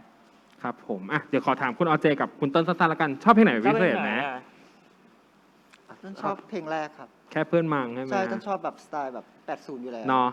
เสียงกลองมันเพราะอ่ะเพลงเนี้ย ใช่ ไอเลิฟแม่ พอเรา ไอ ฟัง เลิ แล้ว ฟ พอเราฟังแล้วก็แบบ เนาะมันกรูฟี่มันแบบ ไล่หอ โยกไหล่เบาอย่างนี้อ่ะคุณออเจล่ะครับ แต่จริงๆอะก็ชอบทุกเพลง เพราะว่าอย่างเราอะเราโตมาจากยายใหม่เซตแอบรักอะค่ะ เข้าใจละ เราก็จะชอบอะไรที่แบบความแอบรักแล้วเราเป็นคนชอบเสพอะไรที่แบบเพลงแอบรักอยู่แล้วอะไรเงี้ยแล้วตอนที่ฟังแค่เพื่อนมังก็รู้สึกว่าแบบเหมือนมันหวนกลับไปเป็นตอนแบบมัธยมอะไรเงี้ยค่ะที่แบบมันเป็นทั้งเนื้อเพลงทั้งตอนแบบซาวด์เพลงเงี้ยเรารู้สึกว่ามันย้อนกลับไปช่วงนั้น แล้วแบบมันทัดกับเราคือมันเป็นเพลงสื่อสารที่แบบง่ายๆตรงๆแต่มันดูแบบมีอารมณ์ข้างในอ่ะก็เลยรู้สึกว่าชอบเพลงนี้แล้วก็ส่วนที่ชอบเพลงที่สองค่ะเพราะว่าเรารักปานไปแล้วเราแบบเราเป็นคนแซวปานเก่งมากว่าแบบ ปานทำไมเธอแพรวๆขนาดเนี้ยแล้วเพลงเนี้ยคือพอไปทาบอยู่กับตัวปานอ่ะมันจะมีหน้านนนท์ที่แบบทำหน้าเหนือใส่พัดตลอดเวลาลอยมา หน้าพัดที่แบบหน้าปานที่แบบแล้วอย่างเงี้ยหรือแบบช็อตที่แบบกินสาลายอย่างเงี้ยแล้วจะมีหน้าบางอย่างที่แบบฉันเป็นต่อฉันเหนืออแล้วก็คือแบบก็เธอชอบฉันก่อนไงคือเหมือนที่เราขอใช้คำนี้นะมันแรดอะ เพลงคนแรก โอ้มันแบบรู้สึกว่าชอบมากส่วนเพลงสุดท้ายอ่ะก็เหมือนที่น่าจะรู้กันคือพี่อ๊อฟเล่นกับเพลงนี้เก่ง เพราะว่าพอเอามาปูใช้ในตอนที่แบบตอนนั้นเรายังไม่รู้ EP 12เนาะเรารู้แค่ EP 11ว่าไม่น่าจะไปกันรอดเราตอนนั้นคิดอย่างนั้นไว้ก่อนอะไรเงี้ยเรารู้สึกว่าเพลงนี้มันเลยทำงานแบบทำไมนะในเพลงรักที่มันพูดถึงคนรักอ่ะทำไมต้องมาแต่งเสร็จในวันที่เราไม่มั่นใจเลยว่าคู่นี้จะเดินไปข้างหน้าต่อได้ไหมอะไรเงี้ยมันก็เลยเปลี่ยนมูดการฟังไปเลย ครับ แต่ ผม ขออย่างนี้ไหมครับ ได้ค่ะ คือเจอะติดใจเนื้อเพลงแล้วเจเพิ่งรู้จากแทมเพราะว่าตอนที่เจฟังเนื้ออะ เจก็สงสัยได้ว่าทำไมเนื้อ2 ท่อนอ่ะหมายถึงช่วงกับช่วงหลังๆอ่ะทำไมมันแปลกๆเพราะว่าช่วงท่อนแรกอ่ะแบบมันดูเหมือนที่พี่แอมบอกว่ามันเป็นสำนวนที่แบบมันเป็นสำนวนเด็กมากๆส่วนไอ้ท่อนหลังอ่ะมันจะเป็นอีกสำนวนนึงแล้วเจก็เลยงงว่าเอ๊ะทำไมตอนฟังอ่ะฉันสะดุด2 ท่อนนี้เพราะรู้สึกว่าแบบทำไมภาษามันมีความแบบกระโดดกันนิดนึงก็เลยยังแบบแต่ก็ไม่ตั้งข้อสังเกตอะไรทั้งสิ้นจนแบบเนี่ยมาฟังวันนี้ก็รู้สึกอ๋ออุ๊ยละเอียดมากอะไรอย่างเงี้ยชมมากเลย บี ครับ บละเอียดมาก ไม่มันมาจากวิธีคิดแหละว่าให้ ฟัง พี่แอมพูดแล้วฟังเพลงเมื่อกี้เปลี่ยนไปเลยจริงๆนะรู้สึก มี แบบ ไทม์ไลน์ของ มีไทม์ไลน์ของมันอยู่ในนั้น พี่แอมคุณแอมเพลง3เพลงนี้เพลงไหนแต่งยากสุดถ้าต้องเลือก1เพลง ต้องเลือกอะคะคิดว่าเพลงที่เพิ่งเขียนจบอะคิดยากสุด เพราะว่าต้องสวมวิญญาณเด็กมปลายและเด็กที่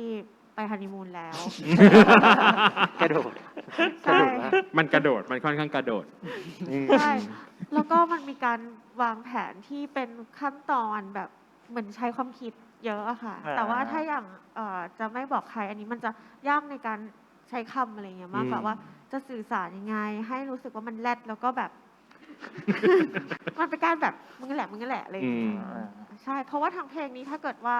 เราอ่านเนื้อเฉยๆ โดยที่แบบไม่ได้รู้ฟีลอะไรเลยของเรื่องอะค่ะ มันจะเหมือนอาจจะดูเหมือนเราพูดเฉยๆว่าเขามาชอบเราก่อน แต่ว่าถ้าเรารู้เรื่องเนี้ยด้วย แล้วเราฟังด้วยฟังเสียงของคชาด้วยอะไรไปรวมๆอะค่ะ ก็จะเข้าใจมากขึ้นว่าแบบมันไม่จริง มันโยนให้อีก ใช่ คน คือทั้งหมดนี้คือแบบไม่จริงทั้งเพลงนี้ไม่มีอะไรจริงเลย ใช่ ครับผม เป็นความรู้สึกตัวเองทั้งนั้น เดี๋ยวนะตะกี้จะเสริมอะไรวะ ครับ เอ่อดูดิ ลืมเลยอะ มันหาย มันหาย มันหาย มันวูบ เดี๋ยวมันจะกลับมา ชอบฉันก่อน ลืมแล้วอะช่างมันเถอะ อ่ะเดี๋ยวหนูไปแต่พี่นั่งเดียวก่อนเดี๋ยวหนูถามพี่แอมเดี๋ยวเป็นคำถามท้ายๆในช่วงนี้แล้วกันนะครับพี่แอมคือให้พูดถึงการทำงานกับตัวน้องแล้วกันเอาเพลงของพี่คชาก่อนก็ได้กับพี่คชาก่อนในเพลงนี้ ค่ะ พอด้วยเพลงที่อินเนอร์มันค่อนข้างแบบซับหลักซับซ้อนอะไรเงี้ยบรีฟในการร้องอะไรเงี้ยมันเป็นไง ก็อย่างที่พี่ออฟบอกเลยว่าเอายั่ว เอายั่ว ๆใช่ แล้วก็พี่ออฟเขาก็บอกคชาด้วยว่าเอายั่วๆ คชาก็มาถึงกับไม่ต้องสู้ซ้ายมาอย่างนี้เลย ๆไม่ได้ ยั่วตั้งแต่แรกเลย ก็เสียงที่ออกมานี่ก็คือแบบลองแป๊บเดียวค่ะ เพราะว่าเขาซ้อมมาอย่างดีว่าแบบทำเสียงยั่ว พี่ออฟถุงไอ้เชือกมันก็ผูกของมันอยู่แล้วไปดึงออกทำไมล่ะ เหมือนไม่มีอะไรทำมาแล้วอ่ะเขินเหรอ อ่ะแล้วอย่างกับณนนท์ครับพี่แอมทั้งสองเพลงเลยเป็นยังไงบ้างเล่าให้ฟังหน่อยว่าน้องคนนี้ในฐานะการที่เป็นศิลปินที่ร้องเพลงนี้ฮะ ๆนานนท์เนี่ยต้องแบบภูมิใจในตัวเขาเนาะค่ะสำหรับของเรื่องเนี้ย เพราะว่าจริงๆมารู้จักนานนท์มาก่อนหน้านี้แล้ว แต่ว่าคุยเรื่องมาทำเพลงกันนะพี่อะไรเงี้ยแล้วก็ไม่ได้ทำสักที พอมาเรื่องเนี้ยก็คือได้ทำงานด้วยกันเราดีใจมาก ครับ แล้วก็เพลงแรกที่นนนท์มาร้องอะค่ะ ก็คือมาร้องพร้อมกันเทสทั้งสองเพลงอะพร้อมกัน แต่ว่าเพลงที่เพิ่งเขียนจบอะร้องดีมาก ใช่ ก็เลยคือใช้ได้เลยวันนั้น อืม ใช่ คือสามารถที่จะแบบอย่างเทคที่เราได้ยินในการคือเราจะอัดหลาย ๆ รอบ ครับ ทีละท่อนใช่ไหมคะ แต่ว่าท่อนฮุกที่เราได้ยินอะเป็นเทคแรกที่ซ้อมเลย โอ้ ใช่ แล้วก็เหมือนเป็นท่อนฮุกสุดท้ายที่เขาซ้อมยาวๆอะค่ะ เพราะว่ามันแบบมันมีเสียงบางอย่างที่มันแบบเฮ้ยมันเรียวแล้วมันแบบมันได้อารมณ์มากอะค่ะ ก็เลยแบบว่าเอาเลย แล้วก็นอกนั้นเราก็มาเก็บรายละเอียดต่างๆอย่างเงี้ย แล้วก็ณนนท์เนี่ยก็คือเหมือนณนนท์เขาเคยสปอยไว้ว่าแบบเฮ้ยเขาก็แบบอินกับเพลงนี้มากอะไรเงี้ย แต่อันนี้ก็ไปถามเขาว่าอินมาจากไหน ส่วน ส่วนเพลงแค่เพื่อนหวังเนี่ย อันนี้ก็คือรักในความใจสู้ของทุกคนมาก เพราะว่ารอบแรกอะมาร้องได้ แต่ฟิลไม่ดี แล้วคือณนนท์เองอะก็เห็นด้วยว่าอยากทำให้ดีกว่านี้อะไรอย่างเงี้ยค่ะ แล้วตอนนั้นก็คือแบบเราแบบเร่งมากเลยนะคะ เพราะว่า ใช่ คิวถ่ายอะไรทุกอย่างมันยากไปหมดเลยอะแล้วก็ณนนท์ก็มีแบบช่วงที่ไม่ว่างเลย ไม่มีคิวเลยอย่างเงี้ยค่ะ แล้วก็ละครแบบใกล้จะออนแล้วอะไรเงี้ย ก็เลยต้องแบบไปขอเบียดคิวเขามา แล้วก็ แล้วก็มาอัดใหม่ ซ่อมใช่ แล้วก็ซึ่งครั้งที่สองเนี่ยณนนท์ก็คือแบบดีขึ้นเยอะมาก ก็เลยออกมาเป็นเวอร์ชั่นที่ได้ยินกันค่ะ ครับผมและนี่คือเรื่องราวของเพลงประกอบซีรีส์ปรบมือให้กับทุกท่านด้วยนะครับ ค่ะ นิดนึงพี่ออฟก่อนจบช่วงนี้ก่อนที่เราจะไปเบรกกัน มีอะไรพูดถึงพี่แอมหน่อยพี่แอมมีอะไรพูดถึงพี่ออฟหน่อยฮะในฐานะคนทำงานร่วมกันในซีรีส์เรื่องนี้ รัก ครับ ค่ะรัก เออ เวลาบีบงานหลัง4 ทุ่มถึงเที่ยงคืน อ่า 15 นาทีแรกคุยงาน อ่า 45 นาทีที่เหลือก็คือ ดูละครเรื่องนี้หรือยังเนี่ย กระเช้าสีดาทำไมมันแบบนั้นวะF4 ดูเป็นอย่างนี้เนาะอะไรอย่างเงี้ยก็จะแบบคุยกันถูกคอคือคุยงานนิดเดียวอ่ะคุยงานแบบรู้แล้วล่ะอะไรเงี้ย อ๋อเมื่อกี้นึกออกแล้วว่าจะเสริมแม้กระทั่งคุณแอมจะต้องทำเพลงที่เพิ่งเขียนจบแม้กระทั่ง คุณแอมตอนนี้ตัวละครมันพยายามจะฮัมอยู่ว่ากำลังฮัมเนื้อแต่มันต้องฮัมผิดฮัมถูก มันจะฮัมว่าอะไรดีวะจำได้ป่ะที่เราโดนถามว่าถ้าปานมันจะฮัมแล้วแบบถ้ารักของเราบาบาแล้วมันจะผิดไปทางไหนวะอะไรอย่างเงี้ยแบบผิดไปทางไหนที่ไม่เก่งเกินไป แต่ยังอยู่ในความที่จะต้องเป็นช่องของการเขียนเพลง ซึ่งเราไม่ได้มีความรู้เท่าคุณแอมเราก็เลยปรึกษาเขาว่าฮัมผิดมันจะฮัมว่าอะไรอย่างเงี้ยคือเขาต้องสวมความเป็นปานแม้กระทั่งร้องผิดจะต้องร้องแบบไหนอะไรอย่างนั้นน่ะเลยก็เลยจะขอบคุณที่แบบยังให้